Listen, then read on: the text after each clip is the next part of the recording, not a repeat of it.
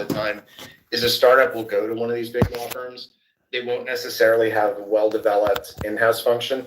And they'll say, hey, we need advice on this. And like a law firm is willing to spin its wheels on like answering how many angels can fit on the head of a pin. They'll do that forever, right? If you allow it. And so what you need to do is you need to kind of corral them and say, no, like here's your budget. Like we need a ballpark answer. Like can we do X, and will we go to prison if we do or don't do X? And if the answer to the prison question is negative, then generally speaking, that's an indication that you can proceed, right? But you have to just fully advise the client of what the risks are.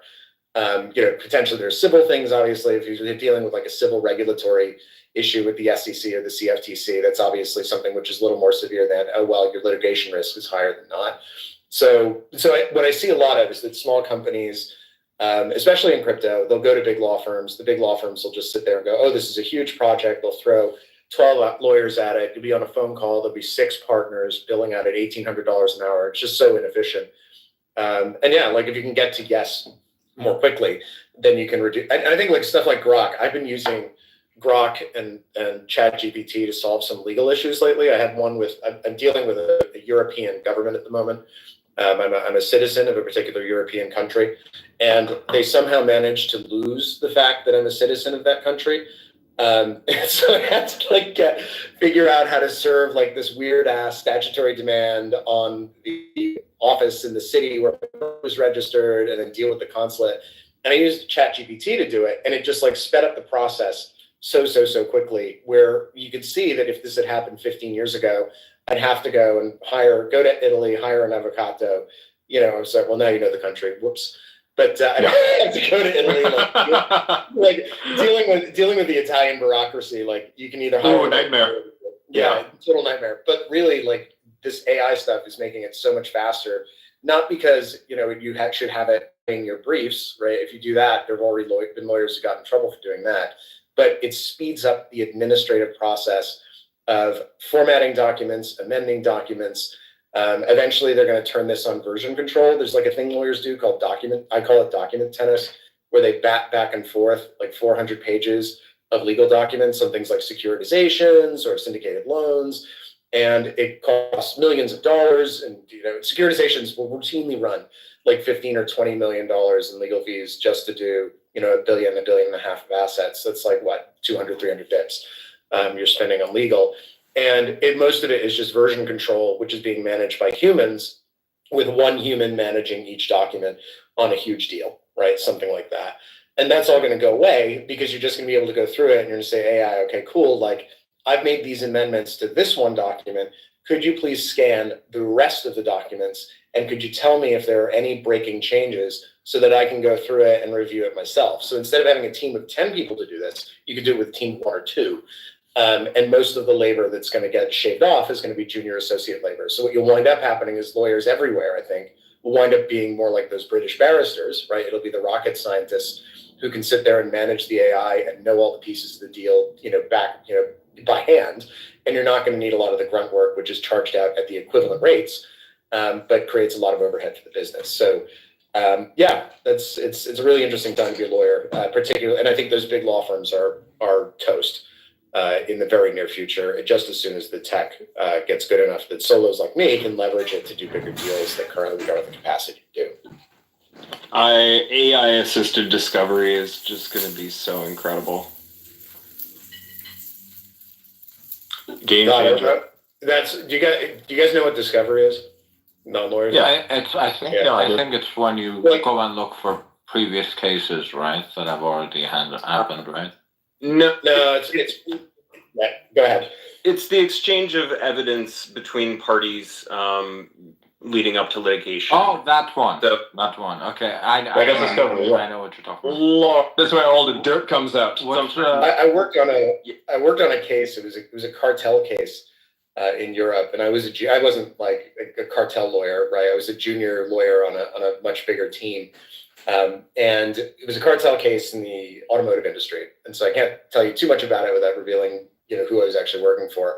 But the task of discovery in that was an internal investigation for the purpose of complying with a regulatory investigation by the European Competition Commission and the Competition Commission and the UK Competition Commission for basically like unlawful collusion. And the task of discovery in the hands of a junior lawyer being charged out at £500 an hour was to read emails from auto industry executives and clicking relevant, not relevant, or maybe relevant, right? And then, but you were reading literally a million emails that were sitting on the servers, and you were going through trying to discover the needle in the haystack and find everything relevant. And you had teams, right, of lawyers and paralegals doing this. And so it was like when that exercise, I think it was in my second 6 months as a trainee, when I was doing that, was so soul destroying that I was like, I'm not doing litigation. I'm like, this sucks. I never want to do this again. But like, that's the kind of stuff that AI is just going to eliminate, because it can give you the answer in 5 seconds. Where, I mean, I think you could probably have measured you could have measured the human time invested in that exercise on that particular issue. It's painful in years, like decades. So. Some big companies, right, when they're trying to sue a smaller company, they usually kill them in discovery. They just shove, gigabytes upon gigabytes of emails that are irrelevant to the case in order to bog down the other team, because they know that the other team doesn't have the resources to hire too many lawyers to go through these emails, right, or pieces of data or whatever. And that's usually how they shut them down. They just bog them in papers upon papers upon papers during discovery. Now, in this one case of Valve v. Vivendi, it's this French company. They owned the rights to like Half-Life or something, right? And Valve Studios, Valve Software, which now owns Steam, one of the biggest video game companies in the world, it's like worth billions now. Well, they own Half-Life, but the problem is Vivendi had the rights to their online game, like Counter-Strike, right? Their service, and they were licensing it illegally to Korean cyber cafes, right? They're raking hand over fist for this, right? Like they're just making millions of dollars that Valve is not seeing. And Valve was like, hey, this is our property. You're licensing this out illegally, and we want it back, right? We want the rights back to this thing, and you can't do this anymore. And so they sued them. Actually, it was the other way around. The other guy sued them. The other guy sued them. Vivendi sued them and said that, no, this is our right, and basically tried to fuck them over with discovery by sending so many emails. Now, fortunately, a guy at Valve could actually speak native Korean, and he saw those emails, and it just so happened by chance that he came upon this email with the executives at that company discussing how to delete evidence that they were of what they were doing, right? Wow. And that came out during discovery, and immediately, the other guys dropped the case. They knew they'd lost, right? And Valve countersued and won. Destruction of evidence in litigation, it's called expoliation. It's one of the most serious things you can do to fuck up your litigation. It will basically, like, not only will you likely face very serious penalties for doing so if the attorney involved knew about it or was involved in it somehow, probably going to be disbarred or at least suspended. But expoliation will allow the court or jury potentially to make any negative inferences based on any information that is missing or alleged to be missing. Really, really devastates somebody's legal case in a lot of ways. Yep, don't do it. Don't become Vivendi. They don't exist anymore. Oh, and by the way, they were forced to publish Valve's game, Half-Life 2. That's part of the settlement. Good times. So, wow. What if it happens? What if a company isn't destroying evidence, but they just don't have good record keeping? I mean, if you don't know that you're going to be subject to litigation, if you have no reason to think that the records involved would be evidence in litigation, and the company has poor record keeping, it could be a legal compliance issue in other ways, but it wouldn't be considered expoliation. Right.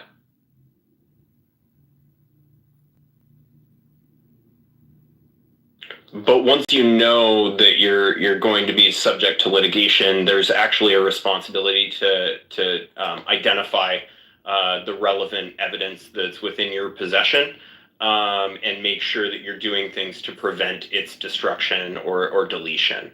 And so you're not necessarily off the hook if you already know and you still are keeping your bad data practices and you allow data to be destroyed negligently after that point.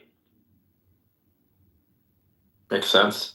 So you have to show that you knew that you were committing a crime.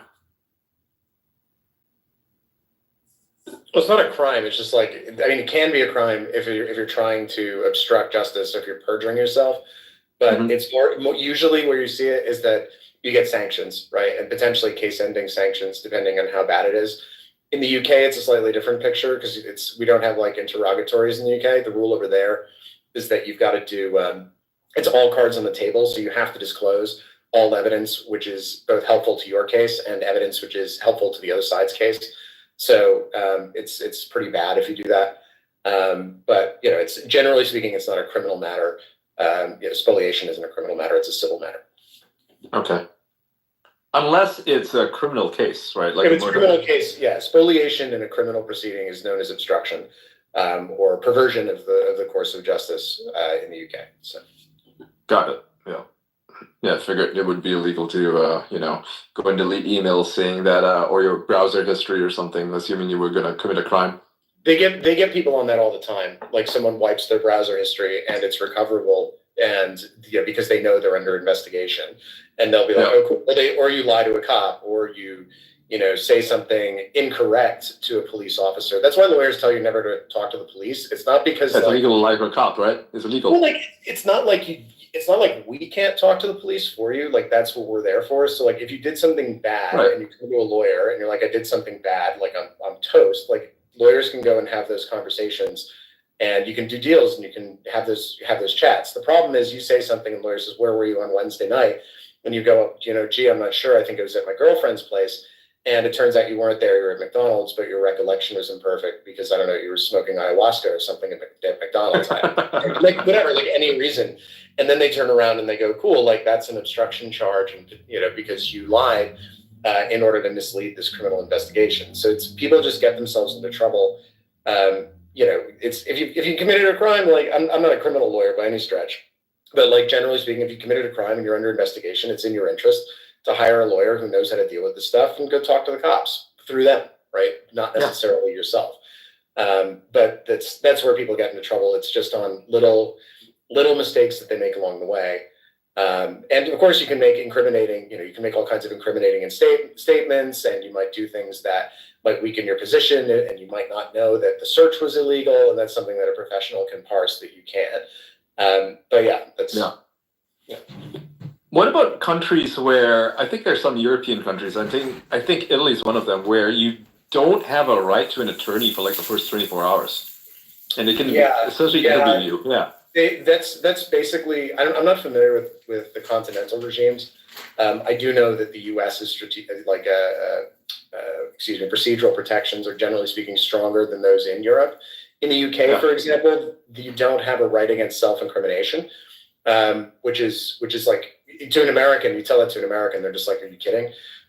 So you like if you're silent, they can draw adverse inferences from your silence if you're presented with question. I still think it's in your interest, generally speaking, if you're in a police station without a lawyer, not to talk and then try to correct the record later. But if you attempt that strategy in England, then what happens is they can use that silence against you later. So essentially, yes, they can question you without a lawyer present, and if you refuse to participate in the interrogation, then they can use the silence against you. I believe the case is called Carter versus Kentucky, which abolished that practice in the United States, which it should have been anyway under the Fifth Amendment. But yeah, it's a very different, and like we've seen that with all the free speech cases too, where people are kind of looking at how things run in the United Kingdom, and Americans see it and they're just shocked, right? Saying, "Oh my God, what do you mean?" If you call someone, if you're walking down the street and you see a fat person and you go, "Hey, fatso," you can be arrested for that. Like, how is that real? You get all kinds of stuff like that in the criminal justice system as well. You can be held for days without charge. In some countries, it's weeks without charge if it's a terrorism investigation, which is not without being presented for an arraignment. So there's no habeas corpus, not as we would recognize it. There's all kinds of stuff all throughout they can search your house without a warrant necessarily. If there are various reasons they can do so, there's no exclusionary rule if they search your house unlawfully. It's only if the introduction of the evidence, I believe, would be substantially unfair under the circumstances. And generally speaking, their lower court judges are like, well, the evidence tends to, inculpate the defendant, and therefore it's fair that we include it. So there's all kinds of stuff like that. It's not very pro-defendant. Oh yeah, if you're like at the border, right?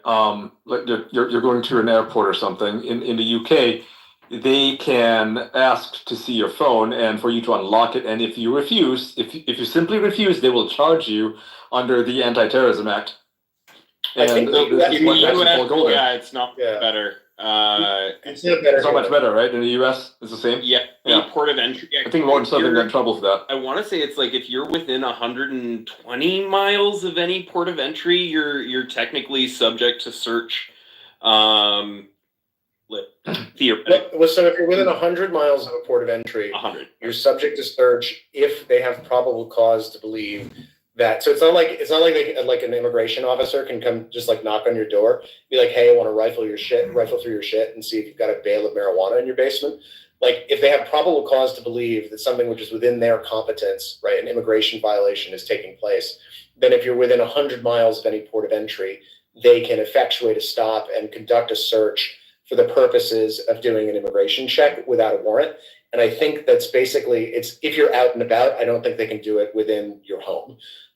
So like if you're driving a car, for example, within 100 miles of a port of entry, which is where like 80% of the US population lives, and or US land border, that's the kind of thing where they could stop you and they could perform an immigration search, but they're not going to be getting into your house without a warrant under that particular rule. But in the UK, yeah, they have counterterrorism legislation. If you don't unlock your phone, there's a key disclosure law. So if you don't disclose the password, I think it's up to 2 years custodial sentence that you can get for failing to disclose the password. They can do. It happened to Tommy Robinson before. Yeah, well, it happens all the time. I mean, everything's happened to Tommy Robinson. At this Paul point. Golding had a 6 month stint in custodial sentence. He was in prison because of that.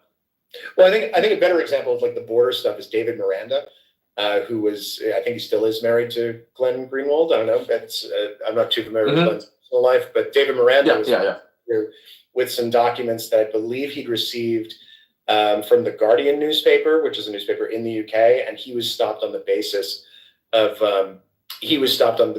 counterterrorism laws. But like, it was not a terrorism issue. But they didn't. Right? They used the law. Yeah, they used the law. They had the power. They used it. And they used it for very non-terrorist purposes. Just like after the Southport riots, they've been using the terrorism laws for non-terrorist purposes because the laws are so over broadly drafted that they can't. So it's crazy stuff. It is, yeah, and that needs to be revoked. I mean, I know people who've been personally affected by this whole thing, Paul Golding being one of them, Tommy Robinson the other, right, and a number of handful of other people who, for all intents and purposes, are not terrorists. They are simply dissidents who are speaking out against the Starmer regime, and this is what is being, used against them. They are being treated like as if they are criminals, even though they're not really, not in any logical sense of the word. Yeah, I think when we say that, like I'm not exactly a fan of the UK Labour Party. I think that's a fair description of my political opinions. But it's not really fair to say this is a problem with the Starmer regime. This problem even before, this has been going on. The Tories did this too. It's been going on nonstop since. Honestly, there was one case in 1999 which went the other way. It was called DPP versus Redmond Bate. What then happened was this thing called the Human Rights Act got enacted over there, which incorporated the European Convention on Human Rights into domestic law. And it had some very overbroad language about restricting free speech in particular in that country. Even though if you look at like free speech issues in the UK, you can go back to the 30s. There was a case where someone ran onto the court at Wimbledon and threw a bunch of pamphlets in the air protesting against God knows what. I can't remember, his first year of law school. And that was outrageous behavior that would have been protected speech in the United States, but got, Public Order Act 1938 or 34. I can't remember what the Public Order Act was enforced back then. So they've had this problem for a long time. But what you've seen is after the Human Rights Act came in 2000, and then particularly after the internet became a big deal, so people started speaking their mind in a very public way that was capable of mass dissemination and also easy review by the police. they just ramped up enforcement, probably I would say 100-fold, where you'd see maybe a couple of dozen cases or maybe low hundreds of these cases a year in the early 2000s, and you would never hear about it, right? I was living there at the time. You'd never heard about this stuff. Now you've got 5,000-6,000 cases a year. You've got 500,000, warrantless searches of people's internet records per year. So they got the power, the internet happened, and then they really just started running away with it. But it was a problem under Labour under Blair. It was a problem under Brown. It actually became an even bigger problem under the Tories, particularly under Theresa May.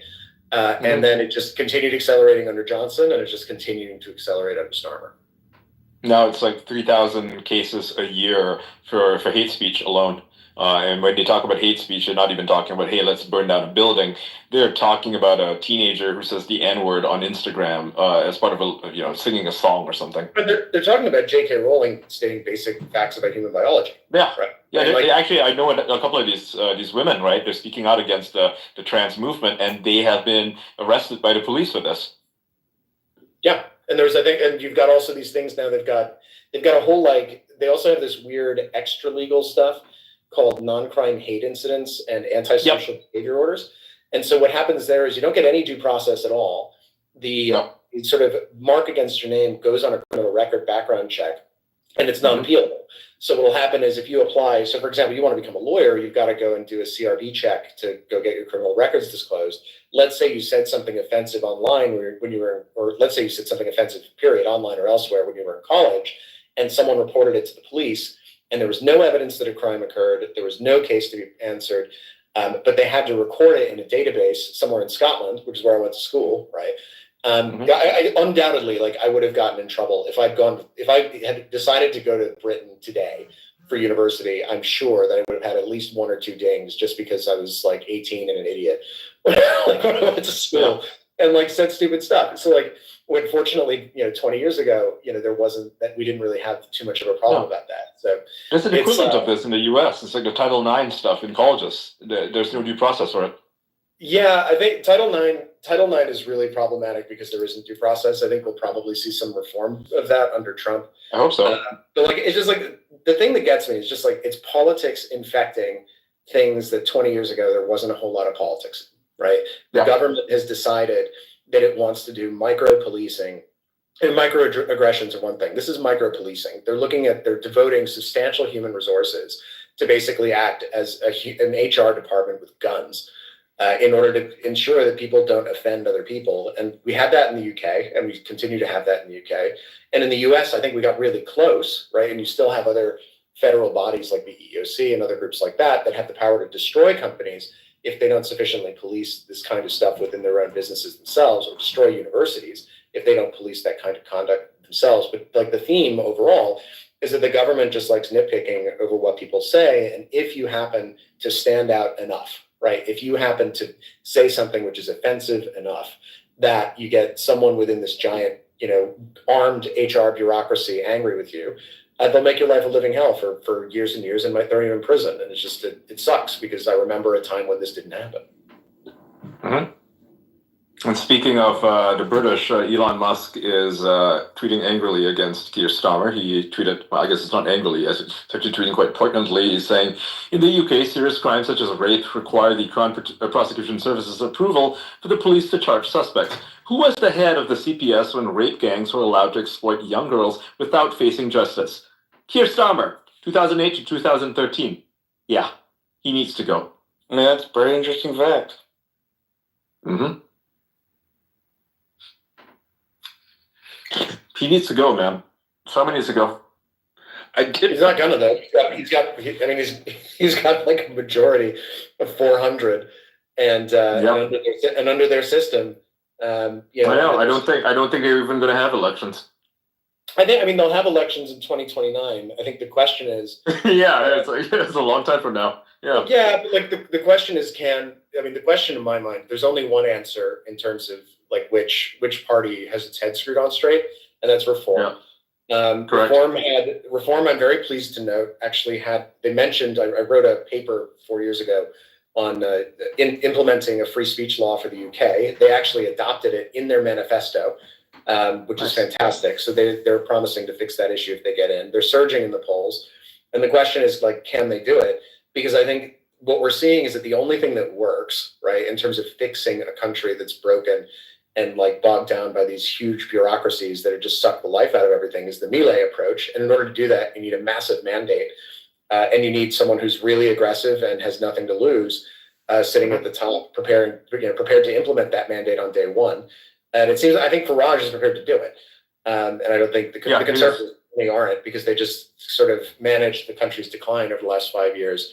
And didn't do it. I mean, it could have been, after Brexit, the UK could have been the Singapore of the North Atlantic, right? They could have done so much to turn that country into something amazing, and they just didn't. So it got worse. They had their chance, and they just decided they were going to be continuity labor. And a big part of this, the problem with the UK, like under the Tories, is they did not, divest themselves from the European Court of Human Rights. That needs to go. That whole thing is what is perpetuating the migrant crisis, because it requires them to take in people and not deport anybody. Do you know why they created the European Court of Human Rights and the European Convention? No, tell me. I'm happy to. They created it. Sorry, I didn't mean to be like condescending with the question. It's fine. No. I actually want to know. Most people don't geek out on this shit like I do, so they don't know. Yes. It was created as initially. So talk about like an institution that's been subverted. It was initially created as a legal response to communism in Eastern Europe, and the idea was that you would give so they created all these rights, these affirmative rights, and then what they said is, we're also going to give, in order to suppress, right, communist movements within our countries from exploiting these rights to overthrow our governments, what we're going to do is we're going to create broad derogations to these rights. That's the term they use, derogations, which permit us to deviate from those rights if it's quote unquote necessary for the needs of a democratic society, that we do so. So if you had a big communist movement in France, for example, that threatened to topple the government, the powers that be could just say, you know what, this is a threat to the essential integrity of the state, so we're going to jail all the communists, and that's going to be the end of that. So it was a Bill of Rights that was designed principally for the preservation of government and the continuation of a system of government, rather than a Bill of Rights, which was designed to be wielded by the people against a government. And what we've seen is that's been turned on its head, because now, to be blunt, the communists are in charge. And what they've done is they've used the European Convention as intended. They've used it to protect and continue the institutions of government that they control, and they've used it to suppress dissent, which is exactly what it was designed to do. But back in the 50s, right, they thought, oh, well, we're going to be run by free market capitalists forever, generally speaking, making it a little social democratic. And what happened was, in the 60s then happened, and now we're downstream of that. So as a consequence, it's doing exactly what it was designed to do, right, which is protect the governments of Europe from their own people. But what they didn't expect is that the people would be right-wing. They thought the people were going to be extreme left-wing. Yeah. Wow. Maybe, maybe their systems are just designed to fail at this point, because, I sometimes think about liberal democracies, and I think about the ways in which they are exploited constantly by tyrants. And I think that perhaps the system just doesn't work. Let's play them, Yeah, it's a failed experiment, right? Like, liberalism is a failed experiment. I like seeing that on X, and I don't think most people grasp what I'm actually saying, but I mean, I really do think it's a failure, because I live in a place, Dubai, and it's an emirate, right? It means it has a king, essentially, right? It is so much better. Dubai is amazing because, basically, I love Dubai. I've been there a bunch of times the last couple of years. It's really interesting because you're seeing a lot of tech people from Europe who aren't subject to citizenship-based taxation move to Dubai or Abu Dhabi, because they look at what they're getting in England, for example. I have a buddy who's making probably about, 400 grand in England. And he's like, well, I can either make 400 grand in England and give up 60% of it to the state, or I can make 400 grand in Abu Dhabi, and that's going to be equivalent to basically getting paid $1 million in England. So why would we stay? And so people are leaving for that. They leave, it's safe. It's very hot. Yep. There's a lady walking her dog outside. So, if anyone has an idea. Yeah. Well, I didn't see too many dogs. I only saw one. Oh, there's a dog out here. Yeah, a lady's walking a dog, and people love to say, "Oh, it's like a Muslim country; they hate dogs," and that's not true. This lady's walking a dog in front of a cafe. Yeah. Yeah. The airports. The airports are efficient. The country is safe. Crime is non-existent. like, yes, you don't have the freedom to speak out against the government, but like people are. Well, we didn't want to. Like they're running the place really well. If you're willing to accept, right, that trade-off, and a lot of people in Europe are, I don't know that I would do it. Being American and living in the U.S., I'm not sure that's a trade-off I'm prepared to accept. But a lot of people in Europe, and if I were English, like 100% at this point, I'd be like, you know what, England, thanks a lot. I can either be silenced in England and pay 50% of my income in taxes, or I can be rather less silenced in Dubai and pay 0% in taxes. You know, you run the math on that, and Dubai actually kind of comes out ahead. So, but in the U.S., like, you know, obviously you have free speech here, you have Second Amendment rights here. It's my home. So having guns is fun. If you leave, you don't get. It's nice having guns. Yeah. Oh yeah, This is like as a hobby. The UK has arrested more people over their speech than Russia or the UAE have. Correct. Over the past 3 years, the UK has, I think, 10 or 20 times more arrests over speech than Russia has over the entire duration of the Ukraine war. That's sink in. And on top of that, the UK is jailing people for years on end when it comes to these speech offenses. In Russia, they send you to jail for like a day for this stuff. Like, I know some people who protested early on, and they got a day sentence. That's it. Slap on the wrist.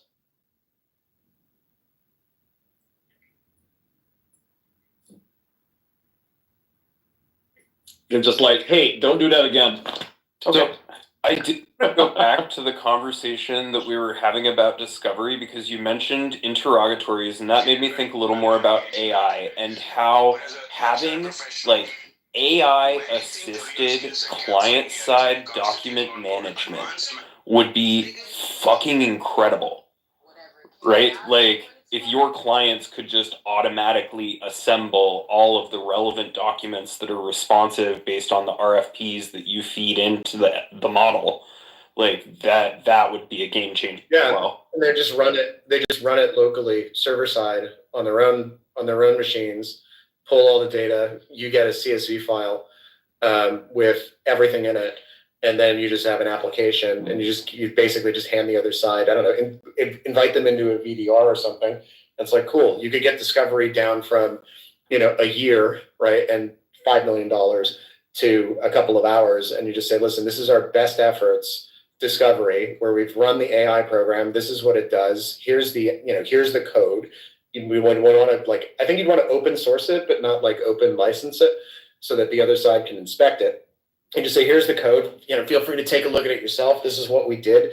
Here's the log, which shows the process we ran. And you could then, not only, it'd be great. You could spit it out. You could create a disclosure log, right, in a PDF format, just like a letter, which you could show a redaction log. You could have a privilege log. Like, you could do all of that stuff automatically in a half an hour instead of doing it in a year. That's a brilliant idea. You could sell that shit to every single government agency. Every single one. Or you could sell it. You could sell it to every freaking large company that gets sued on a regular basis. I think if you did it with Facebook or Google or Apple or X or anybody else, here's the amazing thing: like, you won't have to build it because an AI is going to build it for you. So you could just basically instruct an LLM, "Hey, go build this." It'll build it, and then you could just go run it. And then go, hey, here you go on the other side. So I'm not sure you can sell that necessarily, but someone's going to figure out a way to build it. And it's going to law firms are going to get absolutely wrecked. They'll just review the output and double check, right, any exceptions that the software identifies as a maybe. And that'll be it. But the whole thing will be integrated rather than having a team of, 50 paralegals and 10 lawyers and then a couple of partners. It's a great idea. I saved a shitload of money this year by running stuff that was discovery just through AI, and then having my attorney look through the stuff that was actually relevant instead of having them spend all their fucking time looking through all the discoveries. I mean, if you can guarantee that you're not excluding relevant information, your attorneys will thank you. I was actually, it's funny you guys bring this up. I was talking about this today with my wife. I'm a deal lawyer, right, by trade. And you just think about all of the work and all of the training and basically all of the version control, right, that happens on that side of the business. And it's the same in the litigation side of the business. Just tracking what you've done and tracking how you've presented it to the other side. And like that's AI could just do that so well, create all of the logs, keep it updated, like keep everything organized. It could automate, as information's coming into the company at the same time. If there's anything relevant there, it could automate that, disclose that. It's like having a super brain that reads everything and does that paralegal level check for you. I've got to believe that AI is already that good. If you could code up an application, they could do it. But like once we're getting a little closer, and who knows when we'll hit AGI, right? Probably, I think 12 months is not unreasonable to expect. But at this rate, but like if that happens, great. Like you've got basically a partner level 10x engineer that works instantaneously and can produce engineering output, at 300,000 times faster than a human being, sitting there managing your document disclosure process. Like it's going to be so easy. One thing I'm worried about actually is that because of AI, it's like we think like as a result of this, oh yeah, sure, like need for legal work is going to go down. I wonder whether the opposite is true, because I like, as I said, I grew up in a law firm. I currently run my parents' old law firm as a solo. And I remember looking at like loan documents back in the day, like from the 80s, right? They were not as big as they are now, right? Because people had to type things on typewriters, and then you had to make redactions in whiteout. So I remember when that was happening, not because I was doing it, but because I was living in a house with two people who had to do it that way. And when they were trained, they had to draft documents in triplicate, right? So it was white paper, yellow paper, pink paper, and then they would write something out or type it up, and then that's how you made multiple copies of the same document. So what you saw as those processes advanced, right, as technology advanced to manage those things, the documents actually got bigger. So loan documents were, very short, 10, 15, 20 pages maximum in the 60s. You get to the 80s and they have computers that can suddenly do things like, model cash flows for residential mortgage portfolios with 30,000 loans in them. All of a sudden, your documents explode in length, right? Your prospectus alone, which is the sort of offering document you provide to investors, goes from being 300 or 30 pages to 400 pages, 500 pages. And so my wonder is that, like, is AI such a good producer of legal bullshit that what will wind up happening is you'll just have more lawsuits, you'll have more input on documents, people will negotiate them harder. So you'll be looking at like really weird, like 1 in 500, 1 in 1,000 edge cases when you're negotiating a software contract, which right now we just kind of ignore because we're like, well, of course that's never going to happen, right? Like, or it's such a minimal risk that we'll deal with it when we get there. So I wonder if just like, because it levels the playing field and gives everybody equality of arms, people are just going to try it on more and say, screw it, doesn't cost me anything to file a lawsuit, so I just will. Yeah. Exactly. Yeah. Yeah, once any rando, like think about every random person who has ever threatened to sue one of your clients and done nothing, and then think about them having access to AI drafted complaints and being able to just file a lawsuit whenever they want. Then it's just a matter of paying filing fees and being willing to be a jerk. Yep. Like, I would sue so many people for defamation. Well, in the first wave, that's going to be people that are just using AI as well to parse through holes in contracts that companies that basically aren't using AI at all, and those people are going to win pretty quickly in some of those situations, and that's going to hurt. They'll create situations where they can figure out where they can win in them, and then boom, I think it's going to create kind of a definitely more lawsuits before there are less situation. I also wonder whether it's going to be LEV, like legally extractable value. I don't know. That's a good play on MEV. I like that. I think that's. I had a thought. Yeah, there was a company called Do Not Pay. Anybody heard of them? No. So it was a company founded, a Silicon Valley startup, funded by some big names, run by a guy named Josh Browder, who is the son of a guy named Bill Browder, who's I think he's a fund manager, and he's a very prominent critique of the Putin regime. That's like his thing. That's his extracurricular activity. And so they ran around saying they were the world's first robot lawyer. And initially what they did is they automated flows for contesting traffic tickets and like negotiating airline discounts. So if your flight was late or something. So instead of going onto the airline website, dealing with the chatbot, dealing with the customer service agent, filing an appeal, whatever else, they set up the entire flow in advance. and they said, we're going to let you use our app, and you can work through it'll work through the flow automatically, so you'll get your refund for your late flight, or you will get your parking ticket overturned because we will figure out the bases on which you're going to appeal. So they've had a couple of problems. One of them was that I think they got a bunch of bar complaints. And the second one is, I think earlier this year, maybe September, October, I think the Federal Trade Commission filed a Section 5 lawsuit against them for misleading and deceptive trade practices because they described the service as a robot lawyer, when in fact it was like repackaging legal software, but it wasn't necessarily marketing. It wasn't necessarily like involving a lawyer in the process. It was just saying, listen, tick these boxes, and this is just like having a lawyer look at it. What AI does is it puts that as a general, like, because the general purpose LLM has all of the knowledge necessary, or will eventually have all the knowledge necessary to perform a legal task, which is fundamentally about interpreting what somebody's saying, looking at a process, researching the applicable laws, and then producing an answer, and then potentially also producing the correspondence. You're not going to have that problem for like ChatGPT, right? Because ChatGPT doesn't market itself as a lawyer, doesn't hold itself out as a lawyer. It's just a general large language model, which isn't representing that it's going to be a lawyer. But like, as I said, with my issues with Italy, it's amazing, right? How good this stuff is in getting you to 85% of where you need to be. And then you can fill in the last 15%.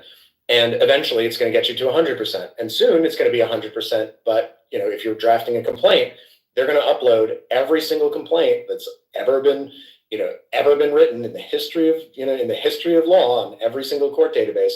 And it's going to be able to draft a complaint with the correct case references, that's procedurally correct. And it's going to be able to assist you in walking through that process, managing your deadlines, managing your filings, all that sort of stuff. So that's where directionally, that's where this is going. And it's going to result, I think what we'll wind up having to do is do something like Section 230, which is, it's a law which confers immunity on interactive computer services for the content posted by their users. And it's really useful because it means when someone comes in and tries to sue your social network, right, they turn around and say, hey, someone said something, someone defamed me on your social network, someone said nasty things about me, or, your social network is downranking my service. And so I'm losing business as a consequence. Social media companies and other companies like the New York Times, through their comments section, for example, have been able to raise this as a shield and say, listen, Congress made a policy decision that you can't sue us for providing this functionality. I think we'll probably need that, for AI services. We definitely need a Section 230 for AI. And I had a proposal for that. I pinged to a buddy of mine who's over at A16Z Crypto.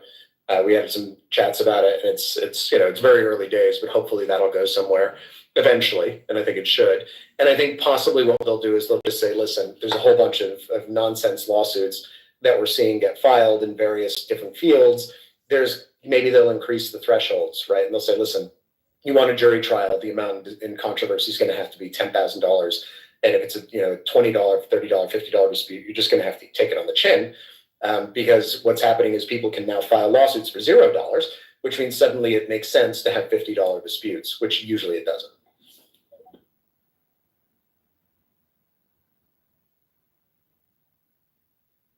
I was just sitting here thinking, with all those lawsuits that could easily be filed, and the amount of time for lawyers being reduced, the interesting thing that'd be increased is the backlog at pretty much every judiciary across the country. I don't think our backlogs are so much a problem. I think this would actually be really interesting in places like Rwanda, where they have enormous judicial backlogs because they don't have enough lawyers. So in Rwanda, for example, a lot of the lawyers were of the sort of upper social caste, the Tutsis, and so as a consequence, a lot of them got killed, and they didn't really have much of a judiciary for 10 or 15 years after the Rwandan genocide, and they still kind of don't. So there you have long case backlogs for, and so, like South Africa has the same problem. I'm reliably informed by people I know down there. And so what you could do is you could actually reduce those backlogs, and you could add a huge amount of judicial capacity so that those judicial systems start to function at all, when really at the moment they're not functioning. So it could kind of relieve, in places like that, I think it could relieve a lot of misery that the legal system inflicts on people. In the US, like, backlogs are backlogs, but in practice, if it's like complex litigation and you have some kind of dispute, you don't want to get it resolved quickly. It's like whatever, like we'll have our initial hearing in like a year and a half and we don't care and we'll just do some pretrial motion practice or whatever it is in the interim. Like you don't want to like immediately rush to the courthouse because you buy time to settle. You want to see what the other side's got in discovery. You want to see if there are procedural orders that you can get against them that make their position worse than yours, blah, blah, blah, all that kind of jazz. And so hopefully you settle out. But like I could definitely see that in places like Sub-Saharan Africa being really, really useful for both providing a resource, because like they don't have tons of law libraries. There's not like Westlaw, I don't think, spends a lot of time in Sub-Saharan Africa saying, hey, we're going to go categorize your legal research and sell you $3,000 a month subscriptions to go access your cases and things like that. So like potentially interesting there for leaving that.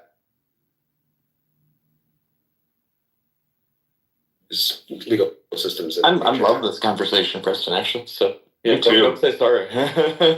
Digging it. Good stuff.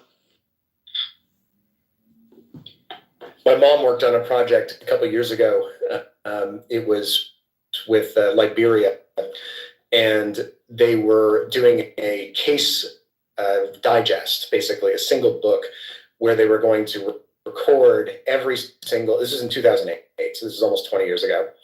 And initially, someone said, "Yeah." So this was 20 years ago, 2008. That's crazy to think about. Oh. Well, I started to say that, Preston. You made me feel old all of a sudden. Well, 17 years ago, so it's not so long ago. This is bad. So she was working on this project, and she teamed up with she ran an NGO, not one of like the NGOs that tries to censor Americans, but one of the NGOs that actually tries to like promote human freedom around the globe.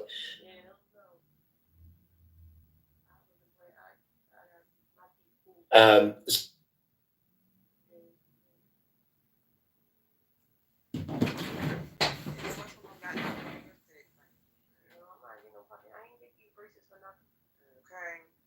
You can keep your teeth in order and stay pristine, cute, white, smell good. This is the second time I had to get braces because I lost my fucking virginity.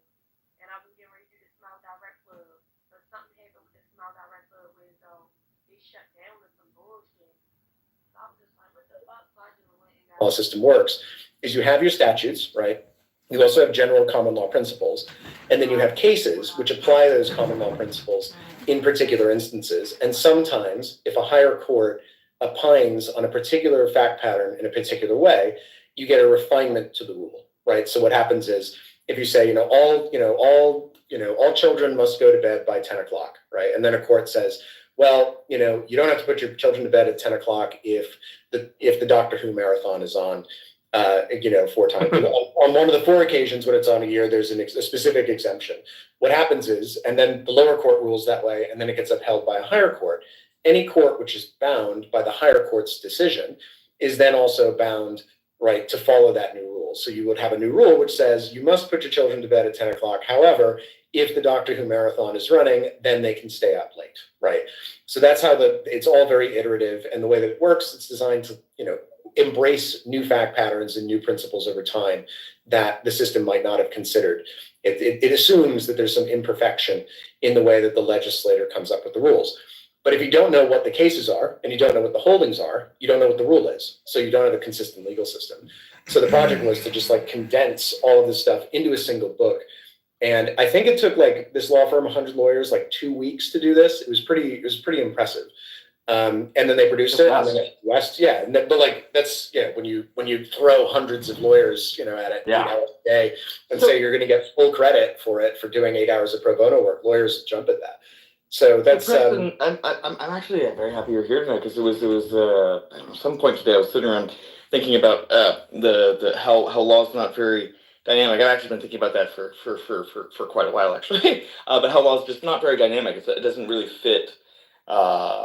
Being able to be working, it doesn't work in a subjective manner, right? It's very supposed to be cookie cutter, and then it's supposed to be applied in the ways where it's not cookie cutter in the courtroom, and that's supposed to be argued as best as it can be. And that's, I guess, a little bit where the dynamic feature kind of comes in as much as it can right now, but we don't really have a dynamic enough sort of law. What do you think about like using AI to create not just to write more dynamic laws, but rather for there to be a legal system that's more dynamic, literally, and ever sort of changing based on sort of subjective circumstances intelligently? That's a good question. I don't think we want to like appoint the AI. I don't think we want AI judging humans. I think that's a mistake if we did something like that. What I've found in my practice is that AI accelerates the creative process. So what happens is if you want to create a paragraph, if you want to look at some language and you want to refine it, one trick I have is I say to the AI, okay, here's something I wrote. Okay, fine. And it's like add 5 IQ points to this post. Because you don't want to add 10, because then what it looks like is it looks like someone wrote it as like an SAT, like verbal exercise where they take all kinds of complex words and whatever else. And you can see different ways that the machine will interpret what you said and different ways of looking at the problem. Or you can say, consider 5 alternatives to this, right? And then the machine will come back and it'll give you 5 different options. And you'll consider how you want to present what you're writing or something else. And then you'll sit down and you'll draft, right? So it's a way that you can go through the iterative process of writing something. A buddy of mine put up a poll once on Twitter, and the poll was a 3-option poll, right? And it said, lawyers, how many times do you read an email before you send it? Option A, 1 time.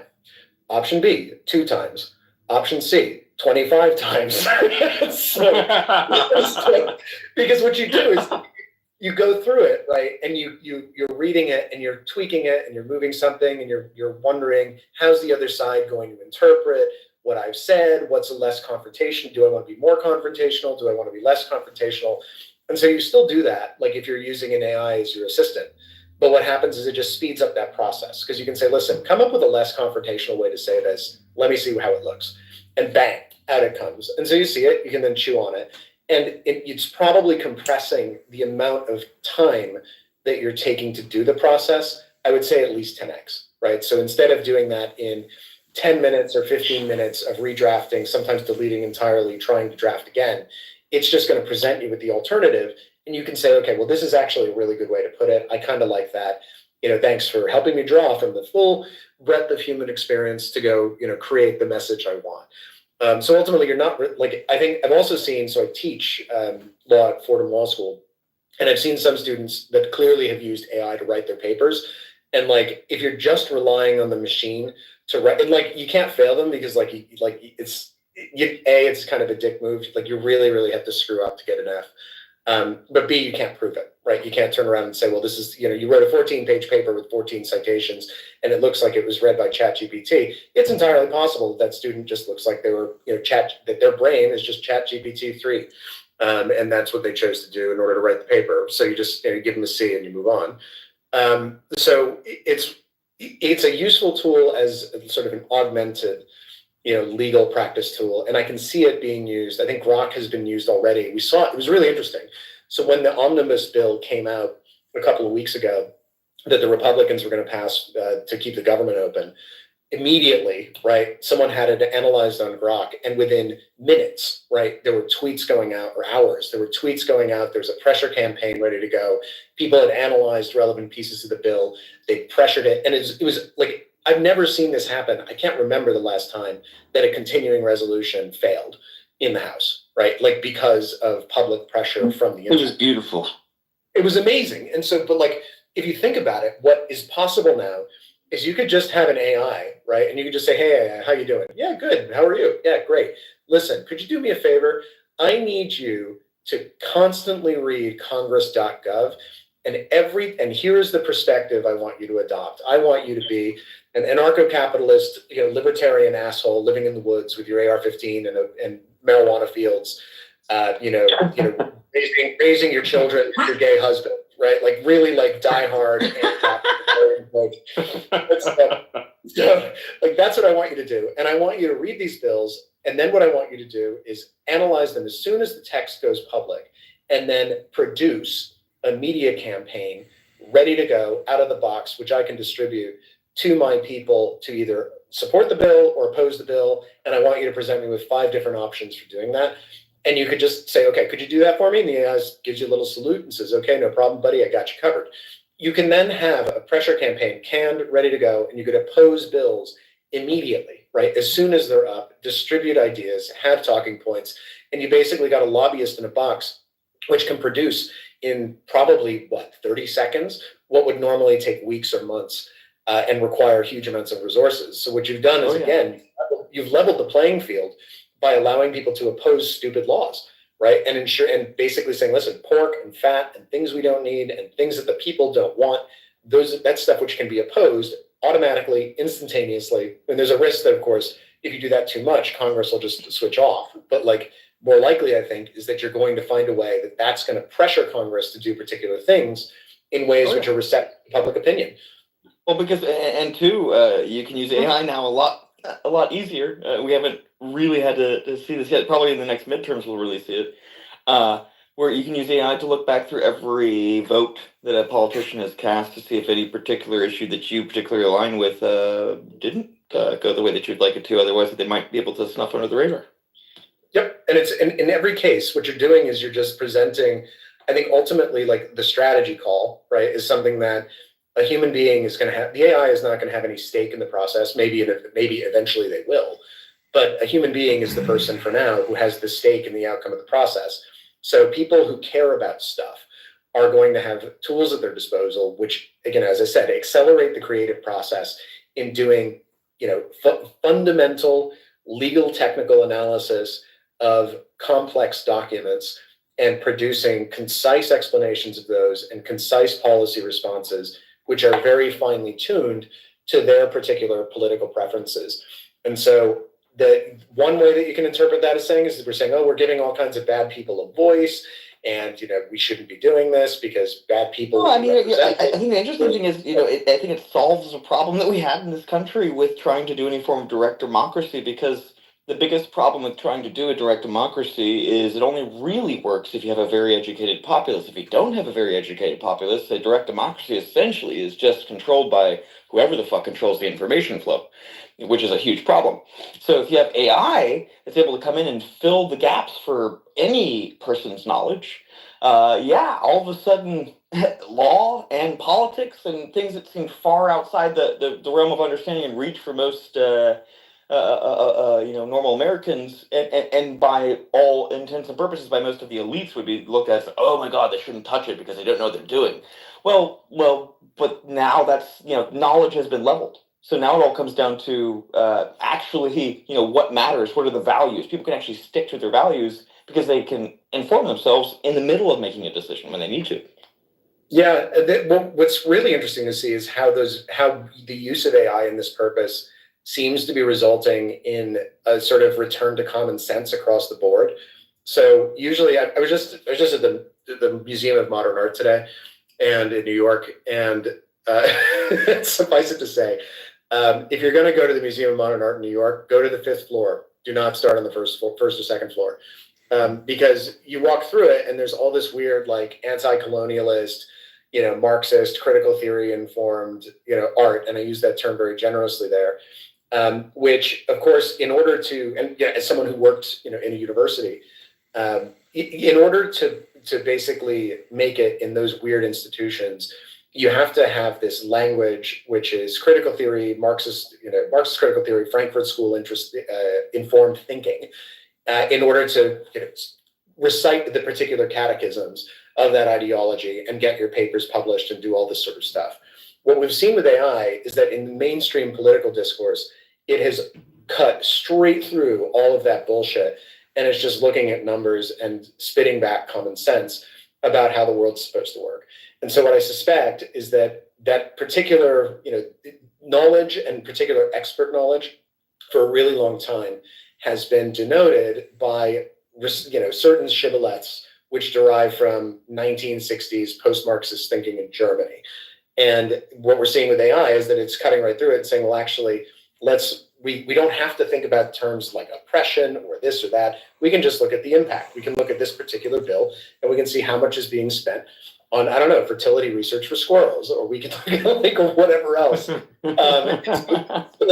could just look at a bill and you don't have to say, well, no, this is about like crime and justice and whatever else. It's like, no, you're spending $100 million on this particular NGO, which does this particular bizarro thing, and we don't want to spend money on that because we don't like it. And that's a much simpler way to do politics, and it's I think going to make politics much more accessible to ordinary people. And ultimately, the legal system is a function of the political system. It's something the political system gets to dictate the terms of. And so if we can change how people interact with the political system, then we're going to have those downstream changes in the legal system too. I wonder how quickly this can have an effect on corruption in politics and crony capitalism. Because those have been I think the two biggest fucking issues with at least Congress in this country. I have no idea. Anyone else? I mean, I was just thinking because they've been trying. The best way I've seen that attempted to be approached is like state level up ballot measures that are like anti-corruption ballot measures and shit like that. But yeah, I mean, I think to stop people from trading in the stock market. First of all, right? Like that's gotta be fixed. That shit just gotta be made illegal. That shit is insane because you have someone like Nancy Pelosi who is, for all intents and purposes, not doing anything illegal when she attends a meeting with these companies that are making microchips, and then like a day later, right? Or she buys a bunch of Nvidia stock, and then a day after that, announces the bill, right? It's not illegal for her to do that. That's the sort of thing that, like, I don't expect Congress to ever, to take away its own rights at its own leisure. What I think would need to be happening is that state level ballot measures need to happen in enough states. I don't know how many states. Maybe someone here with enough expertise knows that, but enough states to where eventually there's enough to where that doesn't work at all in elections in this country to where eventually they can't pull that shit off anymore. I don't think you can do it though at the congressional level, given the fact that they'd be voting on taking away their own ability to trade assets. Of course, they're not going to want to do that. Yeah, they're going to complain against it, and they're going to lobby. They're going to lobby heavily with influencers and argue against it. They're going to hire companies to run it. Oh yeah, well, and the people that are behind the special interests. I mean, they have all the shit to lose from that happening. There are also two different kinds of corruption, right? So like there's corruption in like the sense that we use it here in the United States for like general political lobbying and that sort of thing. And then there's like Bob Menendez style corruption where you're selling votes for gold bars and that kind of stuff and selling. Yep. And overseas, the latter kind of corruption is much, much, much more common than it is here. And in China. In China, exactly. So one thing, if you can use AI to eliminate the human beings, not from like existence, but from jobs, in those processes, you can use that. If you can basically get rid of the human beings and the human inputs. Cut through bureaucracy, right? Because like if you look at a lot of Chinese law, like legal cases, a lot of times it's these oligarchs who are buying up politicians, and the politicians are governors, mayors, city councilors, things like that. They'll bribe them with land, or they'll bribe them with money and or business opportunities, and say, "Hey, the city will give you a contract for like $1 billion here if you give me X amount of money or whatever, right? Like a car or something." That's what they do, and when they get caught, Xi Jinping puts them to death. There's a death penalty, and they deserve it. It's even on like a smaller level. So like there are a lot of places in the world where if you're applying for some kind of license to do business. Oh, like Indonesia. Yeah. You apply for a license, you gotta pay some money with it. Yeah. You gotta pay some money, or you gotta take someone out to a really nice dinner, and like you can't, like as an American, like you absolutely can't do that. Those are unlawful facilitation payments. So, I mean, like, you can. It's just whether or not you get caught is the question. No, you really can't. But like that kind of stuff is basically because there are humans in the loop who have the ability to slow you down, and if you can basically say, listen, well, and yes, these are jobs programs to a certain extent, so it's going to be really hard to make them go away. But if you can do, for example, tax, for example, and tariffs at borders. When I was working in Rwanda, there was one issue where a guy was he was running an NGO that was importing bicycles for the purpose of providing people with easy transportation so that they could carry water back to their villages to and from, right? Because he said, listen, people are doing this on foot by carrying buckets on their heads. It takes them an entire day or half a day to get some water from a clean water source to where they are. If we can get bicycles, right, from A to B, and have these people riding bicycles, really sturdy, like heavy steel things, you cut down the amount of time that they're going to spend fetching water from 6 hours to 1, right, or less. Yep. And so as a consequence, and the effort that they have to do, and then they can go and direct their energies to, more productive pursuits, right? Which is like, and it's basic stuff. He was trying to get those into the border in Rwanda, and he was having a huge trouble because basically there were issues with releasing them from one country and entering into another, because the guy at the border, decided that he hadn't been taken care of, and so as a consequence, the bicycles weren't entering the country. Yeah. Well, I mean, I've seen things like that happen in the U.S. though. I have in some, especially in the South. I don't know about other parts of the country, but I know in the South that there's heavy fucking corruption in city councils there. So I do think that one of the key sort of keystones, I guess, in American law that sort of prevents corruption is transparency, like public records acts, FOIA, and other sorts of measures that increase the levels of transparency on government agencies. And I think that AI could probably serve a very useful role in helping to give the public access to government records. I just had a thought there, Lawyer Cash. You were saying that you triggered something in my head, which is I can't think of anything almost a better use case for AI than being able to look through government actions that the government might want to classify, as secret or top secret or whatever.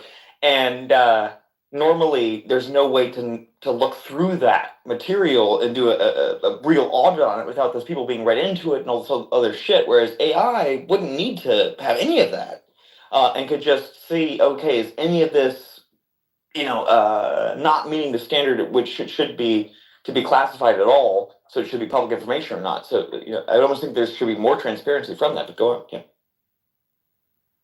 Lawyer Cat, sorry to interrupt. Yeah, no, I think you're right that, potentially at least if classified documents were implicated in a public records request and AI was able to determine that at least portions of that document should not be classified, then yeah, it could potentially facilitate increased public access to those sorts of records and let people know more about the things that we're curious about that we do have a right to know. I'm thinking that the client-side document management AI software, I guess, that I was considering earlier would work for this sort of like public records access thing as well. You would just need to add sort of a level where they would check for any information that needs to be redacted, things that are legally required to be withheld, because that is true sometimes. But then you could automate that process and just really speed it up, reduce costs, reduce potential liabilities by a lot. Really interesting. I think that's the funny thing is that so many people have been anti-AI because they're it's going to take away our jobs, or no one's going to have a job anymore, especially because it's taking away music. Everything's going to be gone. And in my mind, I don't think that's the case at all. What I think AI is going to do is it's just going to solve a shitload of problems that we couldn't solve for ages, because humans were getting in the way of that. And then eventually you're going to end up with new problems that need to be solved that AI won't be able to solve. So if you had the chance, please or better AI. Or that too. Maybe quantum AI is Google's trying to do that. Please don't scroll. That whole conversation back up, but yeah. It's an arms race. I like it. I mean, we need this. We need development, right? We cannot stagnate ever in anything.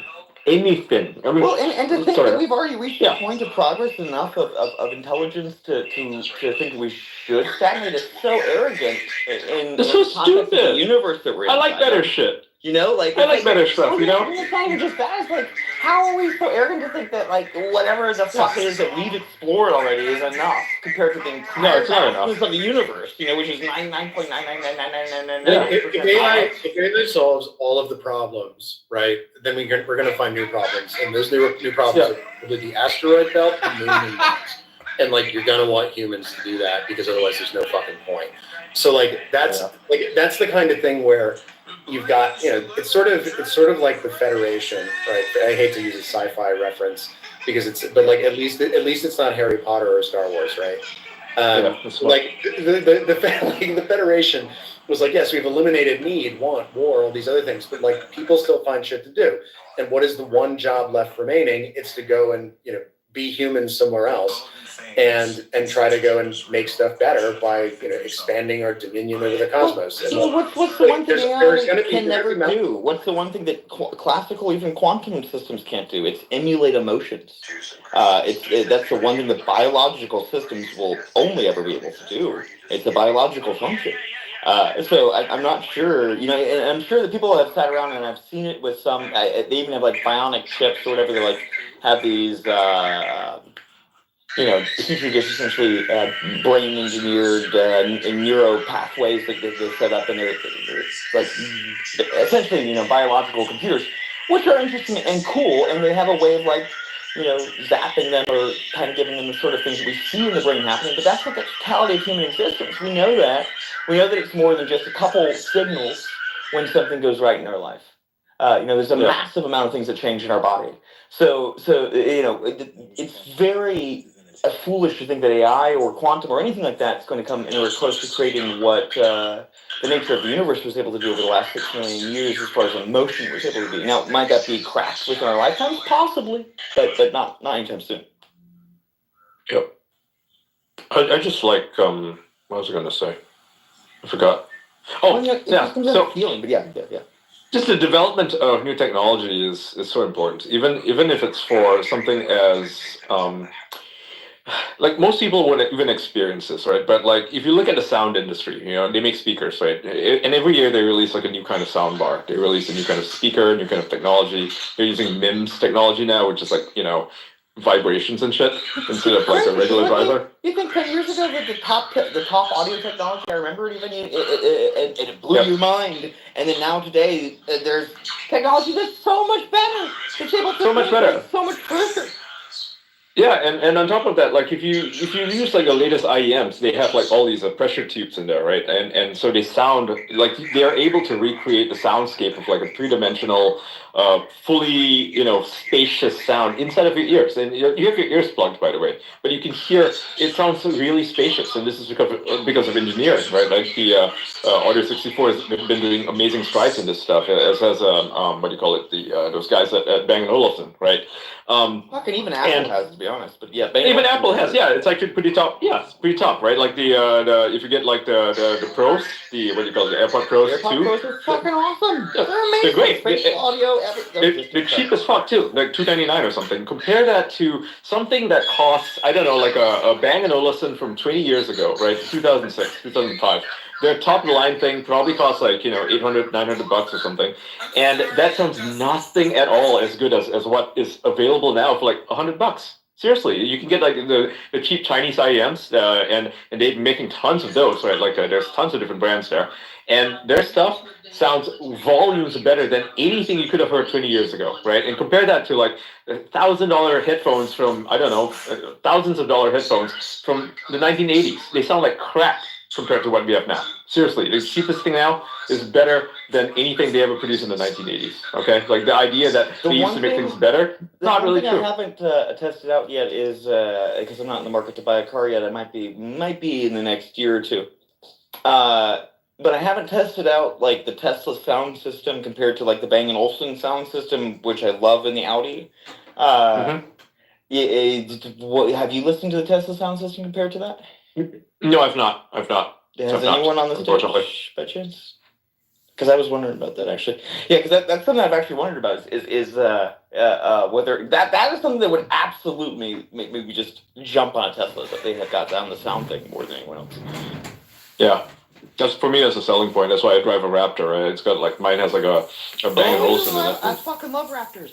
Oh yeah, it sounds amazing, right? The music just sounds. Oh my god, like this. It's worth the extra. It's worth the extra 10,000 that you pay for it, right? Totally worth it.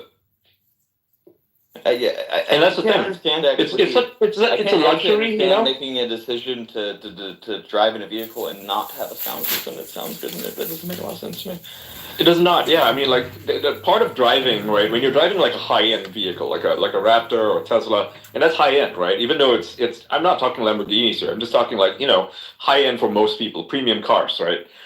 Part of the experience of driving a car like that is the sound system. It's the whole experience of being in a ride that isn't shaky, isn't rickety, and you have like this great music in the background going. Like that is like since I was a kid, it's like so much of the driving experience that it's hard to put words to even. Yeah, like I remember as a kid sitting in the backseat being like watching things passing by and like looking at them at kind of like the beats per minute, almost like if you will, like boom, like this and boom, like this, and that way it was like sort of making like a transition and making everything kind of go with the music, and I almost drive that way now as an adult, where I speed up if the music. You're in the zone. Slow down. Yeah, exactly. Yeah, you're in the zone when you drive. Yeah, it's a beautiful experience, and if you don't drive, I mean, I recommend driving. Okay, like I'm sure there's some people who just take the bus. Yes.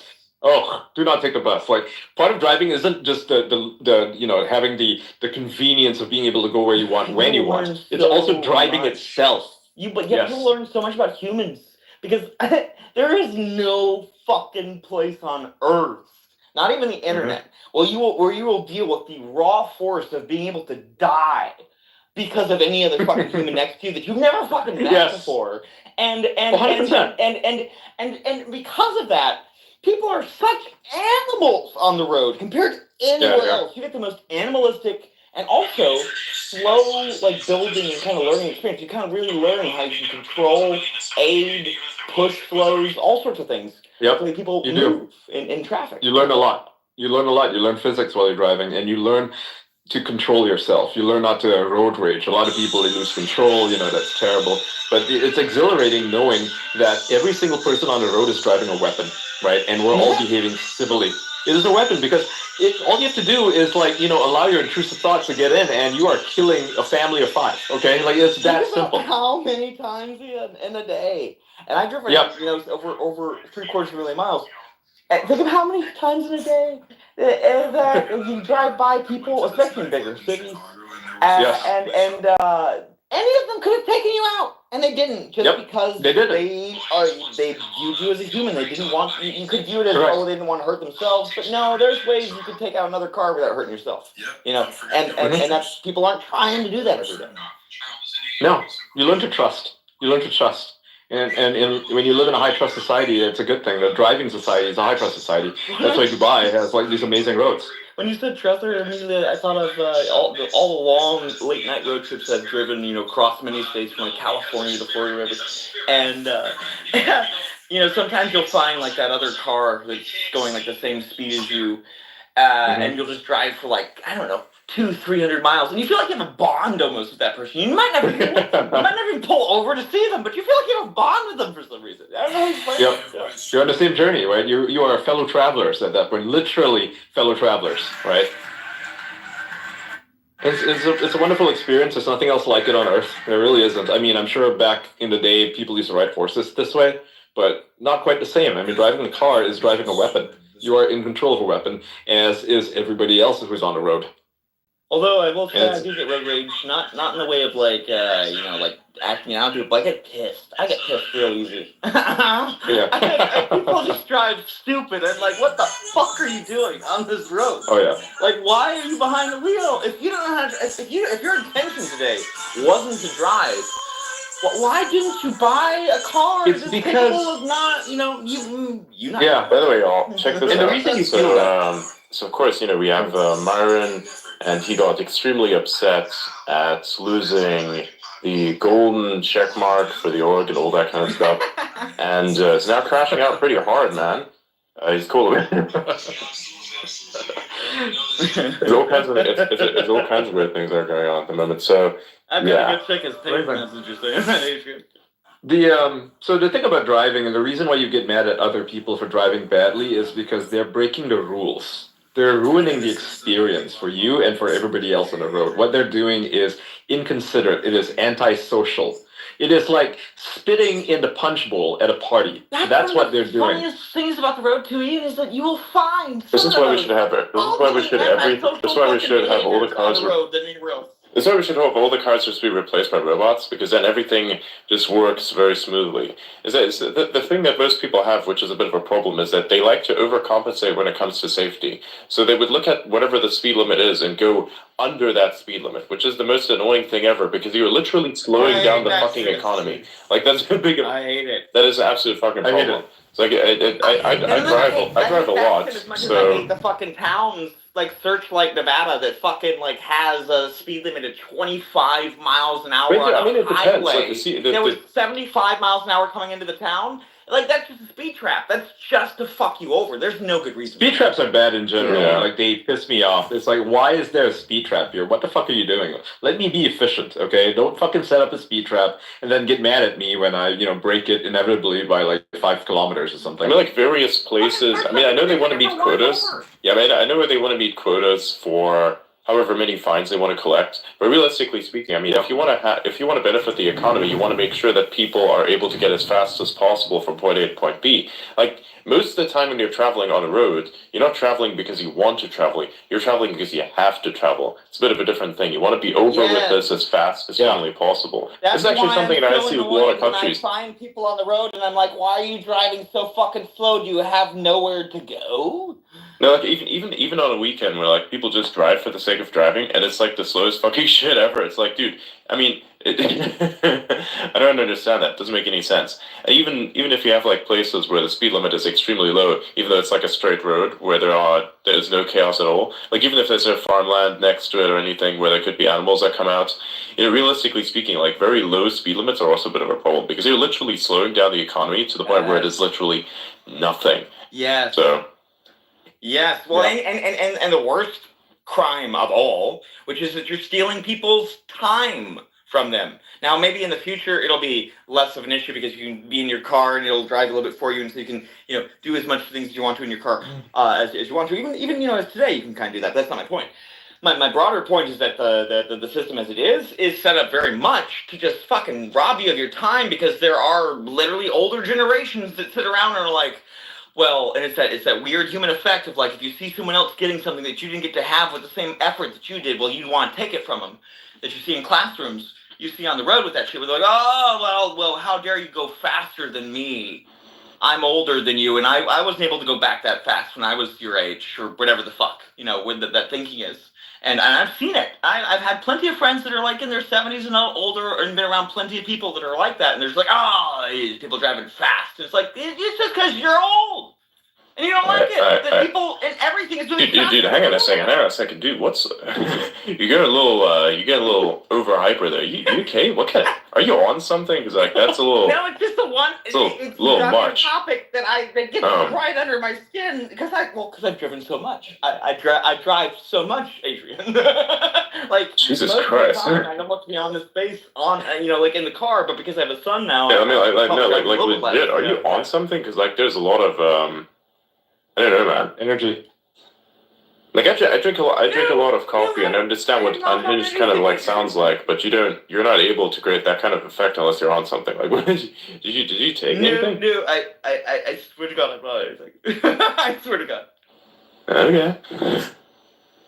Like I would just say if I was. Okay. I actually like to drive really slowly, and the reason why is because I adopt the same attitude towards public roads as I do to public transport. And that was basically, I flipped a guy off once who was like cut me off, and he didn't like it very much, because I was like 18. And so he didn't like that very much and like tried to kill me, which wasn't ideal. So at that point, I just basically viewed the road as like the same thing. So what I do is I just set the autopilot at like 65, chill in the slow lane. And like, that's fine, because like that way, anyone who's a dick and needs to get somewhere quickly, like I have exactly half a second of interaction with them when they're passing me. I get to my destination feeling pretty good because I left autopilot on, and like I'm just chilled for most of the ride, and it's like low hassle. And I think the hassle is almost, for me, it's not the time. It's like getting to the destination and feeling strung out. that bugs me. And so AI cars in particular, I think will really take the edge off on that point. I mean, like, there's some roads in America where it is just like. Wait, did somebody actually try to run you off the road? Yeah, What? I was getting on. I was getting on. I was getting on. I was getting on I-91 in Hartford, Connecticut, and some guy like ripped past me, pulled in the other lane. I was just like asshole, flipped him off, and he and his girlfriend, I could see them fighting over the steering wheel in the car. Oh my God. And then attempted to run me off the road on the other. Somebody tried to run me off the road once. Like, somebody tried to run me off the road once. I was like on the passing lane, and this absolute fucking idiot was traveling under the speed limit on the passing lane. So I thought, okay, so I'm gonna use the other lane to kind of like, get ahead of you, given that you're like, are going under the speed limit anyways. And then this fucking guy tries to like come over to the side. I hit my brakes real quick, fucking hit this swerve and just book it. He like tried to get the front of the car. It was really kind of funny. And people try bullshit like that sometimes. It's like they want to use a car as a weapon, which makes no fucking sense. And I knew exactly who that was, by the way. And I met him a bunch of times on the road. And whatever I do, I just like look up dead in the eyes out of the window and smile. I'm like, hey. Wait, you knew who it was? And he's like, since he has like kind of grown to ignore me, because whenever I like see him, it's like, oh hey. Yeah, it's been like a few years. It's been a few years at this point. And there was the other time where there was a guy who kept running red lights. This is the funniest thing ever. There's a guy who kept running red lights, but he was really dumb, as in he doesn't quite know how to drive properly, like in the curves and shit. So like there's a very specific way that you can drive when you're dealing with curves, and if you don't drive properly, then you will have to drive extremely slowly within a curve. So like it's difficult to explain. I don't know. I just kind of do it. It makes it work, and actually travel at a pretty decent speed, but relatively higher than the average without slipping off the road at the actual speed limit itself. So this is what most people don't actually understand how to do, because they don't understand that. Like, because for instance, with brakes, it kind of works this way where you want to hit your brakes before you enter into a curve, and then actually apply a lot of force, as in with acceleration when you're in the curve, but not too much, of course, because otherwise you're also going to still slip off the road. Because a car, when you hit the brakes, many people have this dumbass fucking idea that they hit the brakes while they are in the curve already, and then they start slipping off the side of the fucking road. So the problem is you're basically having a force that wants the car to go sideways and start rolling. All right, that's the thing that happens when you hit the brakes. You want to have more force that tries to pull you forward, which is the reason why you actually want to hit the speed just a little. Don't hit too much, because otherwise you're just simply going to lose control and you're going to skid off the road anyways, just for a different reason. But mostly it's just like, you don't have any fucking grip anymore. It's just like a centrifuge at this point, right? So there are limits to this too, but you're able to actually get past a curve a lot faster than the average person without you actually slipping off the road.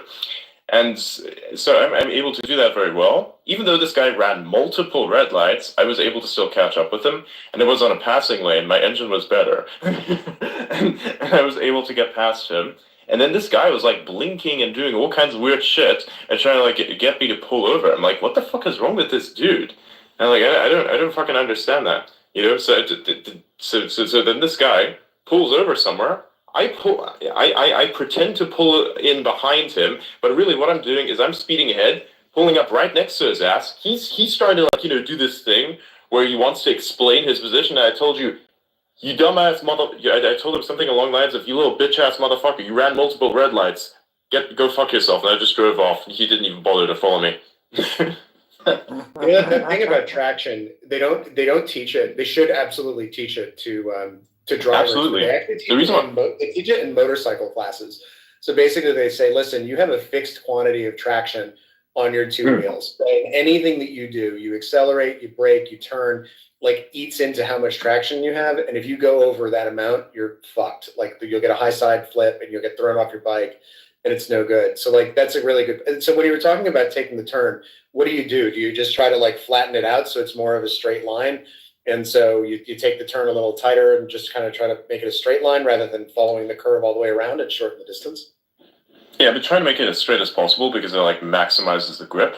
Sometimes you really don't have that much of a choice, but realistically speaking, it is more so about how much you can pull yourself forward, just like the acceleration, right? It also depends on what car you have. If you're like, four-wheel, it's a lot better. But yeah, that generally works out for me quite well. I haven't slipped off any roads yet, so that's pretty cool. Even though technically speaking, I drive relatively fast, though still within speed limits in some places, especially if there's like water on the road, it becomes a bit of a risk. Actually, it's kind of funny. I was like once traveling on this road, and I was like trying to get to a destination somewhere, and there are like these curves, and there's signs everywhere that actually tell you at what speed that you have to go within a very sharp curve. There's like a lot of sharp curves, right? And so if people don't obey the speed limit, because they actually have to in this sense, you will slip off, especially if there's like water everywhere. And people don't understand that. So what happens is I actually saw 2 accidents back to back where people were losing control of their vehicles. They crashed into the side of they crashed into the the rails, the guardrails. So Yeah. And traction control. The reason why I know about traction control this way is because I do a lot of off-roading, or just do a lot of off-roading whenever possible. And one thing you will notice is that if you don't get your shit together properly, you'll start slipping and sliding everywhere. And if you're doing, like, say, mountain pass travels, there's valley next to you, which means if you fuck up, you're dead. Oh, that's bad. It's a good incentive, actually. Not gonna lie. So It is. Yeah, you gotta be careful. Last thing you want to do is die. wow, what else is going on here? Oh, I'm just looking at sound bars. I'm looking at the Tony Robinson thing because like there's a lot of stuff that's going on right now. What happened to Tony Robinson? Because he's in jail, isn't he? Is he? Yeah, he was jailed on, was it terrorism charges? I'm What? not sure if that's He was accurate. jailed on, I think in this instance, he was jailed on contempt charges, because there was some, I'm not overly familiar with the facts, but there were some individuals who were the subject of his reporting. I think there was like an active case, and I could be completely wrong, but basically he published, and this is again a free speech issue in the UK. In the UK, you are not permitted, the courts can basically prohibit the publication of any information about a pending or ongoing judicial proceeding. And Yeah. this applies both to like independent reporters, mainstream media. It happened to Tommy Robinson. It happened to Yeah. Tommy Robinson, and like it happened with there's a case called PJS, because I'm an English solicitor, I'm not actually allowed to say who it is, which was a famous case, which was widely reported on in the United States, but and everyone in the UK knew who it was about, but you couldn't, if you were in the UK or subject to the jurisdiction of the UK courts, you couldn't actually say anything about it, and I believe you still can't. So like they have this weird regime where you can't talk about cases, and they do this, they say it's because it's for fairness to the defendants. I think it's largely for political reasons. And he fell foul of one of those restrictions, and in a very deliberate sort of way. And as a result, he got a custodial sentence. So it's not a terrorism issue. It is a free speech issue, but it's not like your usual kind of like. It's not like he made a stupid post on the internet. It's that the UK government seeks to, and the judiciary in particular, seeks to very tightly control reporting on political proceedings, which of course we've seen, political proceedings, judicial proceedings, ongoing police investigations. They don't like people looking into those and doing public reporting while they're pending. Both, they say it's for the defendants, but I think there's also a political component to it too. But they detained him under the Terrorism Act. So it was one of those things like we were just earlier, where they used that as the jurisdictional hook, like, oh, we can get in here, now we can arrest, and then they can charge with whatever. By the way, did you guys see that there was like a mass shooting in New York City?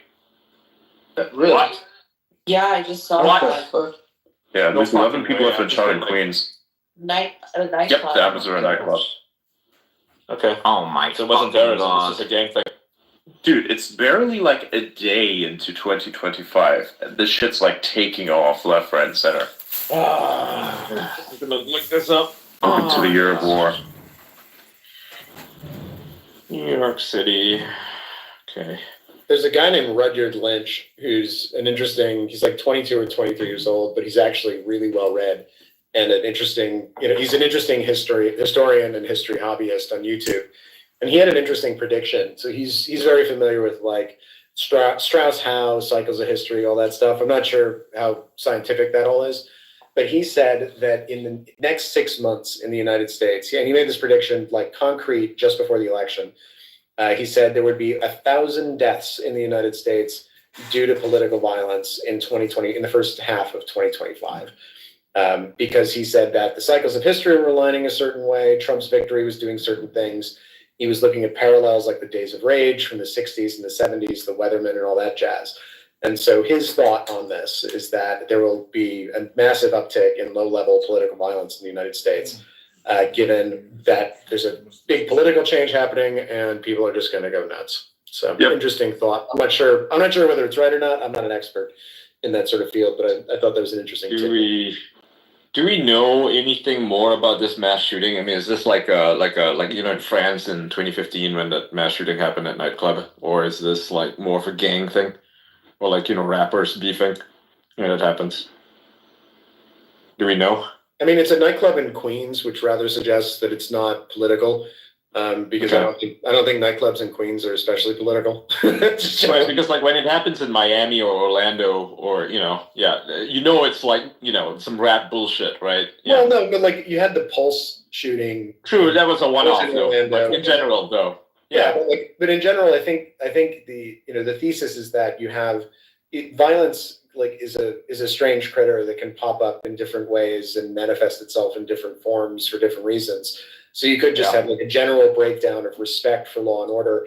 I can't remember who. I wish I remembered the name for it. There was an interesting graph in the book version of Carl Sagan's Cosmos. So Carl Sagan did this series that Neil deGrasse Tyson then sort of repackaged a couple of years ago. Destroyed. And there was a graph in it which showed the occurrence of violence as a curve, right? And saying you can expect violence to happen at certain levels of death will happen at certain time intervals over time. And if you plot that out over time, eventually you get an event.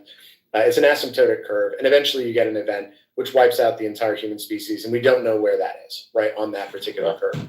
And so I think with political stuff, you're maybe moving the curve up or down or in or out, depending on how you plot it. And so I think that's what Rudyard's thesis was, not necessarily that it would be political violence. Yeah. Mm-hmm. Oh, did you remember we had a cool, this one of our 3, 4 a.m., maybe even 5 a.m. calls that we sometimes have because we're crazy. And I said, this year is going to be a year of war. Remember when I said that? Yeah. I didn't realize how accurate that was because I realized, dude, it's going to be, I said initially it's a battle of ideals, and I was correct in that. I just didn't think it was going to be like this. So, yeah. Well, fuck us, I guess. Yeah, this is something else. Hopefully, this really this isn't the rest. Hopefully, this isn't how the rest of the year goes. Yeah, I assume there will be a few instabilities for sure, but yeah, more than a few. Personally, I would highly recommend that people stay away from various crowded areas, nightclubs, all that kind of stuff. Large gatherings. Unless they're in Dubai, in which case it's if you're inside of the US, I'd highly recommend that you stay out of places where people get intoxicated quite frequently. Make sure that you are in your house at a very specific time. Specific time as in not too late because it might get dangerous beyond a certain period of time. That kind of stuff because you can't leave anything to chance. And I mean, these types of areas that are under attack, it always seems to be something where people gather. So I would say, for myself personally, I would stay away from those areas specifically. Now, given the fact that I'm one of those people who's extremely isolated from the public, that's a very easy thing for me to do because I'm always in very specific places where if I have to be, I don't really enjoy myself by being part of a large crowd that I don't know. I actually don't go into large crowds that I don't know in general. All right, so I'm a very, very intimate individual, you could say. Unless it's in a space, for instance, that's about as good as it gets because there's no physical risk. So, yeah, that kind of stuff, I generally tend to stay away from massive crowds because I can't predict what the fuck happens and people are crazy and they're going to do all kinds of weird shit. And besides, even if you go to concerts especially, I wouldn't go to any concerts this year. Until everything calms down, I wouldn't go to any concerts either. Actually, I've never been to a concert because I just don't trust it because you ever hear these talks about stampedes and things like that? It makes sense because at a certain point, what happens is humans act like a fluid almost, right? The sense of self within a large mass of humans is lost. And what happens then is that it's more so, something that you can predict via fluid dynamics, if anything else. Like crowd management itself in concerts is actually extremely complicated and very interesting. It's very scientific, as a matter of fact, because you want to prevent certain things such as crowd crushes and such from happening. And so, and people are, so say for instance, there's this one incredible clip that I've seen where somebody just, out of nowhere for shits and giggles decides to, pretend rowing a boat, right? So it sits on the ground, starts rowing, Then one person joins in, then two people join in, then 3, 4, 5, 6, 10, 20, and it just keeps expanding. Then everybody's fucking rowing there. Now let's imagine if one person gets panicked and another person gets panicked. And this is very easy. This happens quite often. For instance, one of the best ways to demonstrate this is there's absolutely stupid fucking pranks where these people sit in like cars, they're about to eat something, and then one person just screams for no fucking reason whatsoever, and the other person screams as well. So you're just like emulating the other individual's panic, because that's just kind of your survival mechanism, right? So if you imagine that in the setting of a concert, then that will spread like wildfire. And once that happens, everything will act like a massive herd of wildebeest. At that point, it's like, hey, we're going to look for the closest exit, and we're going to squeeze through that, and it's going to be like people trying to be rocket fuel. Which doesn't work. Okay, so that's going to destroy everything. It's like people are literally going to die because the amount of pressure and the amount of people that are trying to squeeze into this tiny little opening are going to literally squeeze all the fucking air out of you and the ability to actually respirate. It's fucking insane. So personally, I don't go to concerts. I don't see the point of doing that because I just don't trust large masses. I just don't trust that. I can't. Maybe at some point you go to like a rock concert or something like that. Maybe I'm thinking about doing that, like one of those very well organized ones. But realistically speaking, I don't really get the appeal. I want to go to the Sphere. Yeah, the Sphere is okay. I can gel with the Sphere. The Sphere is good. Yeah, that's not right. super packed, and they limit their intake and everything. So it's, plus the cost is also relatively high, so the chance that anyone's going to do some dump there is relatively low as well, because it's just like the barrier like $1,000 or something to get in. Mm-hmm. Yeah, something like that. I'm not sure. You probably have to get to this thing. Yeah, it's worth it, right? I mean, you're paying for the high quality experience, exactly. and you're not paying to be with a. So it's a very high barrier to entry. No one's going to try to pull a political statement in there. The chance of that is extremely low. Because if you're already going to spend like $1,000 on a ticket, I mean, what's the chance that you're going to do shit like that? Normally they don't afford it. So I would say probably for places like that, it's all right. But personally, like for lower level, very easy to access events, fuck no, not going there. Also, another thing that I would highly recommend people to do is like, this is for this year, I think we should be super principled and super clean. So all of us here, I don't want anyone to watch any porn for the rest of the year.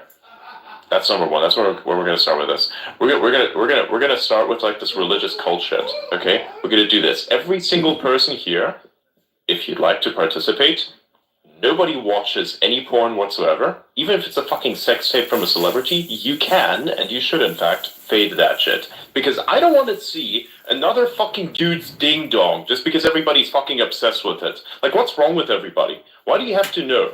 I don't need to know. You don't need to know either. What's that going to do for you? You're going to like pass that knowledge on to somebody else? Does that have any utility for you? I doubt it. And if this is the type of stuff that you have to watch in order to gel with your friends, then I suggest you find different friends because that shit is not sustainable. All right. You can talk about hyena pseudopenises. Okay, that's a bit of a different story. That's fucking science. Okay. Yeah. Another thing I recommend doing. There's this great scene. 15 push-ups. 15 push-ups every single day, at least 15. Try that shit. At least 15. Try variations if you'd like, but the bare minimum, even if you're like sick, try 15. Depends on what kind of things you have as well. I feel so bad for the hyenas. Yes, yeah, hyenas. Yeah, me too. God really shafted those creatures. Yeah. There's this great scene about. You mentioned koalas. Stuff are the worst, in my opinion. I think koalas. I don't want to be a koala. I'd rather be a hyena with a pseudopenis needing to give birth through it than be a fucking koala. At least I'll have some fun and I can. Hey, no. At least I still get to eat meat. Okay, koalas have to eat this super poisonous dog shit that's like growing on the fucking tree that likes to burn. Let me tell you why everything you're saying is horse shit. Imagine, right, you're a dude and you have kidney stones, right? We all know, even if we haven't experienced it, how fucking awful the experience of kidney stones is, right? Yeah. A child is significantly bigger than kidney stones. Have you ever taken like a foot-long shit before? Yeah. Yes, I have. I got Right. 2 days ago. I got a colonoscopy without anesthesia or painkillers, and that shit really. What the fuck is wrong with you? Wow. Bro, this Yeah. comes in here with the most Anyway. That's what I was random shit. trying to figure out Anyway. with the colonoscopy. Anyway. Why did you get a colonoscopy? Point is, right? Imagine birthing a child out of your dick. Mm-hmm. That's gonna be painful as fuck. Mm-hmm. There's no fucking Here's the way. thing. I Here's would the rather thing. be the koala. No, here's the thing. The koala is an infinitely shittier existence. At least the suffering of giving birth through a pseudopenis as a hyena, as a female hyena, if you do in fact turn out to be one, if you want it to be a hyena, is less bad, it's temporary, than the fucking koala that has to eat these fucking disgusting leaves from a eucalyptus tree. The leaves, by the way, that are so terrible for the thing that's eating it, that it's not even the best thing to eat. And besides, why the fuck would you be a koala? Those things are literally retarded. Why the fuck would you be? I would rather be a fucking hyena in a pack, ripping apart the occasional gazelle, getting in my fucking proteins, all that kind of good shit. Okay, if I so happen to be a female hyena and I'd have to give birth through a pseudopenis, fucking I'd take that shit any day over koala. Fuck koala. I'm not being a koala. So you gotta choose. Do you want constant medium level suffering, or do you want temporary high level suffering that represents a very tiny fraction of your life? That's how you gotta kind of measure it out. So first of all, koalas may actually like eating eucalyptus leaves, and hyenas may enjoy giving birth. If they dislike it, they probably wouldn't. I don't think they enjoy it. Planet. Well, but hold on. So going back to the porn thing, I found this quote from Donald Trump, which I found very interesting. He was interviewed by Howard Stern, and Howard Stern is like talking to him about masturbation, and he's like, "Hey, do you ever watch porn?" And Trump is like, "No, I don't watch porn." And beyond that, Trump also says that he literally never masturbates. And that I found very fascinating. So, all right, so I don't watch porn. Porn is horrible for your brain. It's horrible for you. It's horrible Melts for your brain. But what about masturbation? That's an interesting question. Trump is married to, he's only ever been married to supermodels. Why? Why would he do that? Exactly. Great point.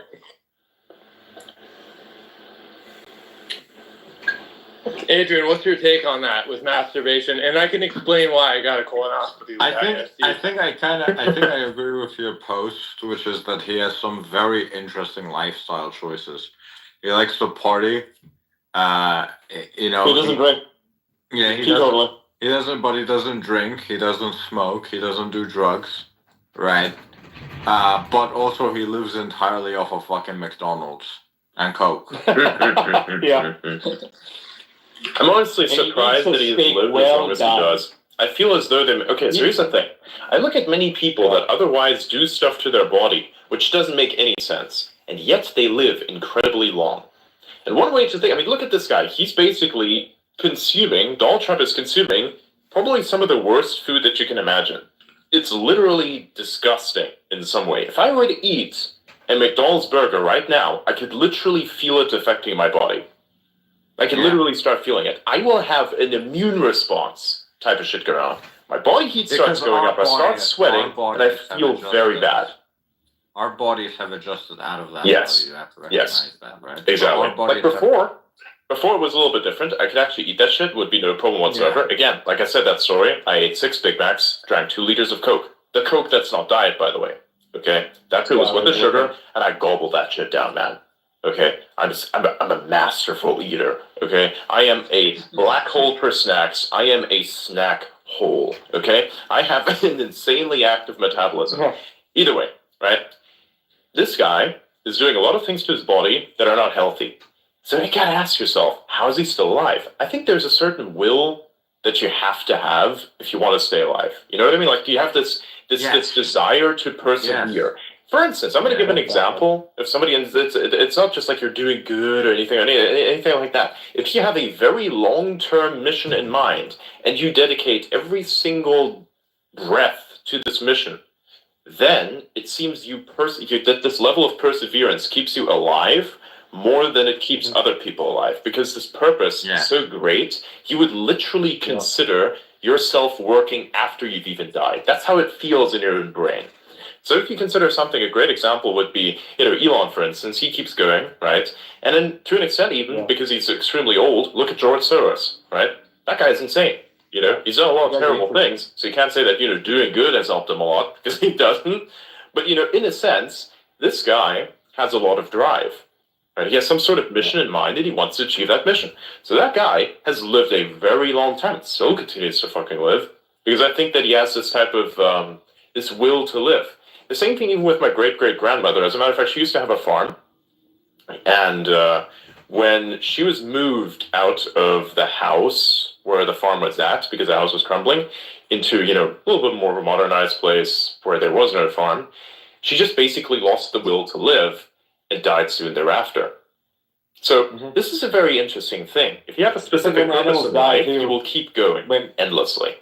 And she was like crazy, by the way. Her partner died like 20 years, up to the point where she died. Her partner died like 20 years ago, and she had been living alone. Which is like, okay, so loneliness is not the thing that killed her. It's just basically the absence of purpose. The absence of purpose will literally have you die.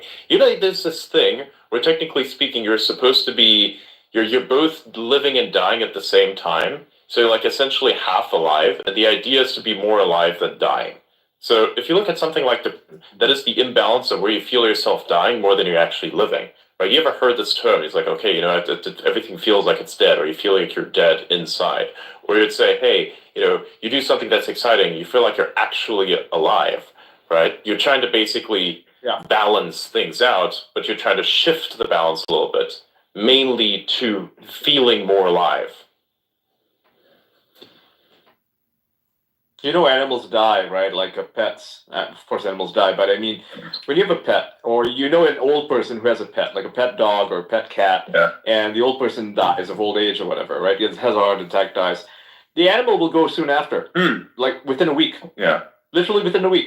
Yeah, my uncle, he was super close to my dog that he had basically kind of adopted from me, right? He's a Rottweiler, but perfectly healthy, not that old. And my uncle died. He had pneumonia. He passed away. And within 1 week, the dog died. Yeah, he was just sad. He would just constantly just sit there by his door, where he used to be, and go by his chair. And then one day he just didn't wake up. Yeah, that was it. He was just died of sadness. Wow. I see a lot of guys who retire. Like they retire and then they have a big celebration. They go whatever. They buy an RV. They get a boat, particularly in the law, and then like they're dead in 2 years. It happens. Like you see it so often in our business, and it's like guys, it's just like, don't do it. Like die with your boots on, because otherwise what'll happen is you'll just slow down. You'll get off the treadmill, and then all of a sudden you'll just stop. I agree with all that. Yeah, like getting into fucking retirement, you have like nothing to do. I generally don't see myself ever like stopping at anything. I can't retire ever. The problem is, if you stop, there's this thing, objects that are in motion like to stay in motion. So if you stop at all, it's going to be very difficult to get those objects back in motion again, right? Because it was so difficult the first time. I think Trump as well said this. He's like, he talked about how he knew people that kind of took a holiday, and then why they tried to come back and they never managed to do so. Yeah, never came back from it. Died. It's like when you quit a game for a very long period of time, you come back to it, and it's never going to be the same. You have to restart it. You got to restart it completely. I always restart it. I used to speedrun. I used to speedrun Super Mario. Yeah. No, I can't speedrun it. I used to play a lot of Star Trek Online, and I can't even remember some of the shit that's in there. I have like so many items in my inventory, and I already know that all of that stuff is important for something, but I just don't remember what. So, and it's like, good luck. All of that stuff is gone. So if you think about your brain, it's kind of similar in this sense, right? So, for instance, I think one of the problems behind why many old people don't understand how to use modern day technology is because they just simply stopped advancing at a certain point, right? So I think if you genuinely want to put yourself through a particular thing and you want to keep learning stuff, then you will keep basically learning. So you're going to be like in your 80s or something, and you're going to play like Path of Exile 5 or some shit. You know, it's like that's what's going to happen. I'm still going to be massive fucking gamer, dude. You know, well into the future. I'm going to play like the fucking. So here's the. Yeah. If you know anyone who's old and they're in the trades, right? Like they're tradespeople, right? And they're still working well into their 50s or 60s or whatever, you'll notice that they're actually good at computers. Like they're actually decent at using this hardware, right? Like the stuff that we use, it's pretty intuitive for us, right? You compare them to like the old people who, that you have to teach how to use a fucking iPad. And it's like, what the fuck? Why do you need to teach anybody how to use an iPad? It's pretty intuitive. And yet, a lot of old people who have retired, they don't know how to use it. It'll just basically struggle. But the people who are still working, if they're doing a trade, if they're like a hairdresser or something, whatever, it doesn't matter, right? Or if they are, doing like woodworking or something, they'll get it. They'll understand it. Like for them, it's like it's easy. It's like us for us because we're working age. It's easy for us to pick something new up because our brains are constantly functioning. You don't know which direction the causality is going. You don't know if the type of person who seeks out continuing to work is also the type of person who can learn new things. It's not necessarily caused by them continuing to work. The drive is, like there's a certain, like people who like working, like us. I would say everybody on stage enjoys working. We love what we do. There's a drive to learn new things. So maybe that's it. I don't know. Okay. Could just be both things. I've always thought about Trump. It could be both things. You're absolutely right. Yeah. Very lucky what about both things. Trump playing golf every Sunday? Yeah. Do what? He does that. Do what every Sunday? Plays golf. Oh yeah, golf. Trump is very good at golfing. Yeah, he's like almost a pro. He's a scratch golfer. Like he's really, really good. Yeah. He could actually be a pro because if he decided to take the presidency off for like 3 months or something and actually could probably win the PGA. He could play at that level, 100%. Meanwhile, Elon is like maxing his digital gaming. He's very much like Elon. Yeah, like if Elon got into golf, he would probably be a PGA champion. He would.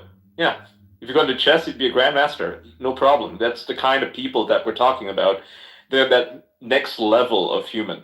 Trump could probably be a grandmaster at chess if he actually cared to play it. If you wanted to. No. You have to start very early. No. For something like that, if Elon had started like age 8 or 9 with like chess, then grandmaster is possible. But before that, no.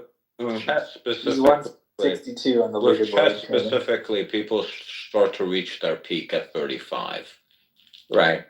So it's a bit different, right? Because there's like the learning curve is requires you to be really young to get into it. It's not just the learning curve; it's also the physicality of your brain. Yeah, the physicality of your brain. Once you, if you look at all of the world's best chess players, you'll start to notice, like, all of them start to hit their peak at mid-30s. That's their peak. After that, it's kind of slowly downhill.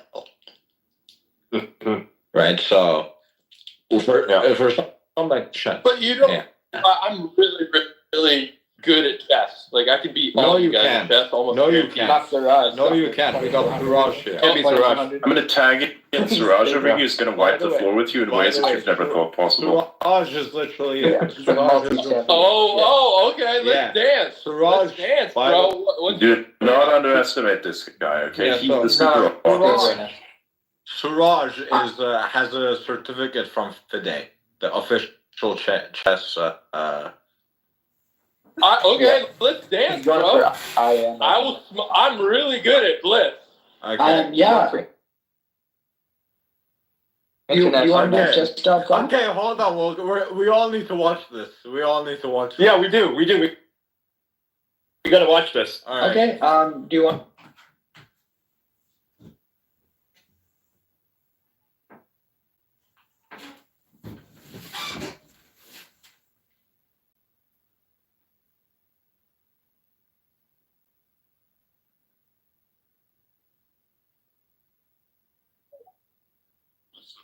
Okay. Molson I'll send you guys is already in the link server. DMs. Molson is already in the server. Cool. All right, look, hold on. I need 5 minutes to get back to my house, and we have to specify the time control and like how we're gonna play this. Right. Hold on, let me turn my cheats on. So Blitz, I mean, we should start from This guy. So let's play 960 and Bullet. No, you said Blitz. You said Blitz. That is Blitz. Yeah, Blitz, which is like starts Bullet is from 3 Blitz. minutes to 10 minutes, right? Nah, Bullet is under Blitz. Bullet is better because you just said you were gonna turn on your cheating thing, and it's harder to cheat at Bullet. Turn on my cheating? I mean, why would I cheat? He was joking. He was joking. You said you were doing it, but it's a joke. Oh, okay. But I prefer Bullet, and I feel like everyone watching would prefer Bullet too because it just goes faster. No, I think Blitz is better. Yeah, I think Blitz is Okay, better. then you if can Blitz have- is better, stream You can have to the max. I will not play you can longer. have 3-minute Blitz. I I mean, have a question. How the fuck do I link my my code for Discord? What do you mean code? I mean, like my user account. Like, how do I tell people what it? I don't know what it is. That's the best part to do it. Just doesn't matter. I sent you a DM, Ian. You can get the Yeah. message. yeah. You can. Okay. So Siraj, I'm an old man. I'm past the 35-year-old absolutely dominate. Man. Yeah, I mean, I don't play chess as much these days, so I mean, I think you have a chance. No, come on, Suraj, don't undersell yourself. Well, I'm I don't walking know. back I don't to want my to home. embarrass Once I get myself. there, I will He's play. 2200. He's 2200. Well, you guys don't know what I am, do you? I highly doubt you're 2200. I'm not 2200, but I am really good at Blitz, and I can play chess blindfolded, so I have some talent. Really? What's your Blitz ranking? I don't know what it is on chess.com, but on like LI chess, my 960 is in like the 1900s. Wow, that's really good. All right. Okay. So that's probably. And my Blitz is like 21. That's I think it's probably 21. Okay. I don't remember. So that's probably close to 1900, 1800, something like that in real FIDE chess. But I'm also like fucking nuts, and I rise to the occasion, and I'm getting really amped right now. So, and I'm not sure Suraj has that in him. So, ooh, I'm pumped for this. This should be good. Be good. This should be good. Okay, All right. So everybody. what I'm gonna do is we're gonna switch over to that, and you're gonna see a live stream probably pop up in a little bit here. I think I'll end the space here as well, and then continue again tomorrow. And then you're just gonna see like a random stream pop up on timeline. That is going to be us going live there. Yeah. What do you think? Good plan. I think it's a good plan. I think it's a good All right, cool. Everybody, make sure to tune in again tomorrow if you're just here for Spaces. It starts at 7 p.m. Central every single day. Tomorrow we're going to cover even more topics than we did today. Today was a bit of a busy day for me, so I wasn't able to be as present as I usually am, but I definitely will be tomorrow. So, anyways, thank you all for coming. It was absolutely fucking fantastic. We're going to have the stream pop up in a little bit, so we can have a little bit of a 1v1 chess match situation coming up, so that's going to be really fun. But yeah. Make sure to subscribe to me if you haven't already, and follow my co-host, turn notifications on for me, and we shall see you again tomorrow. Have a wonderful night.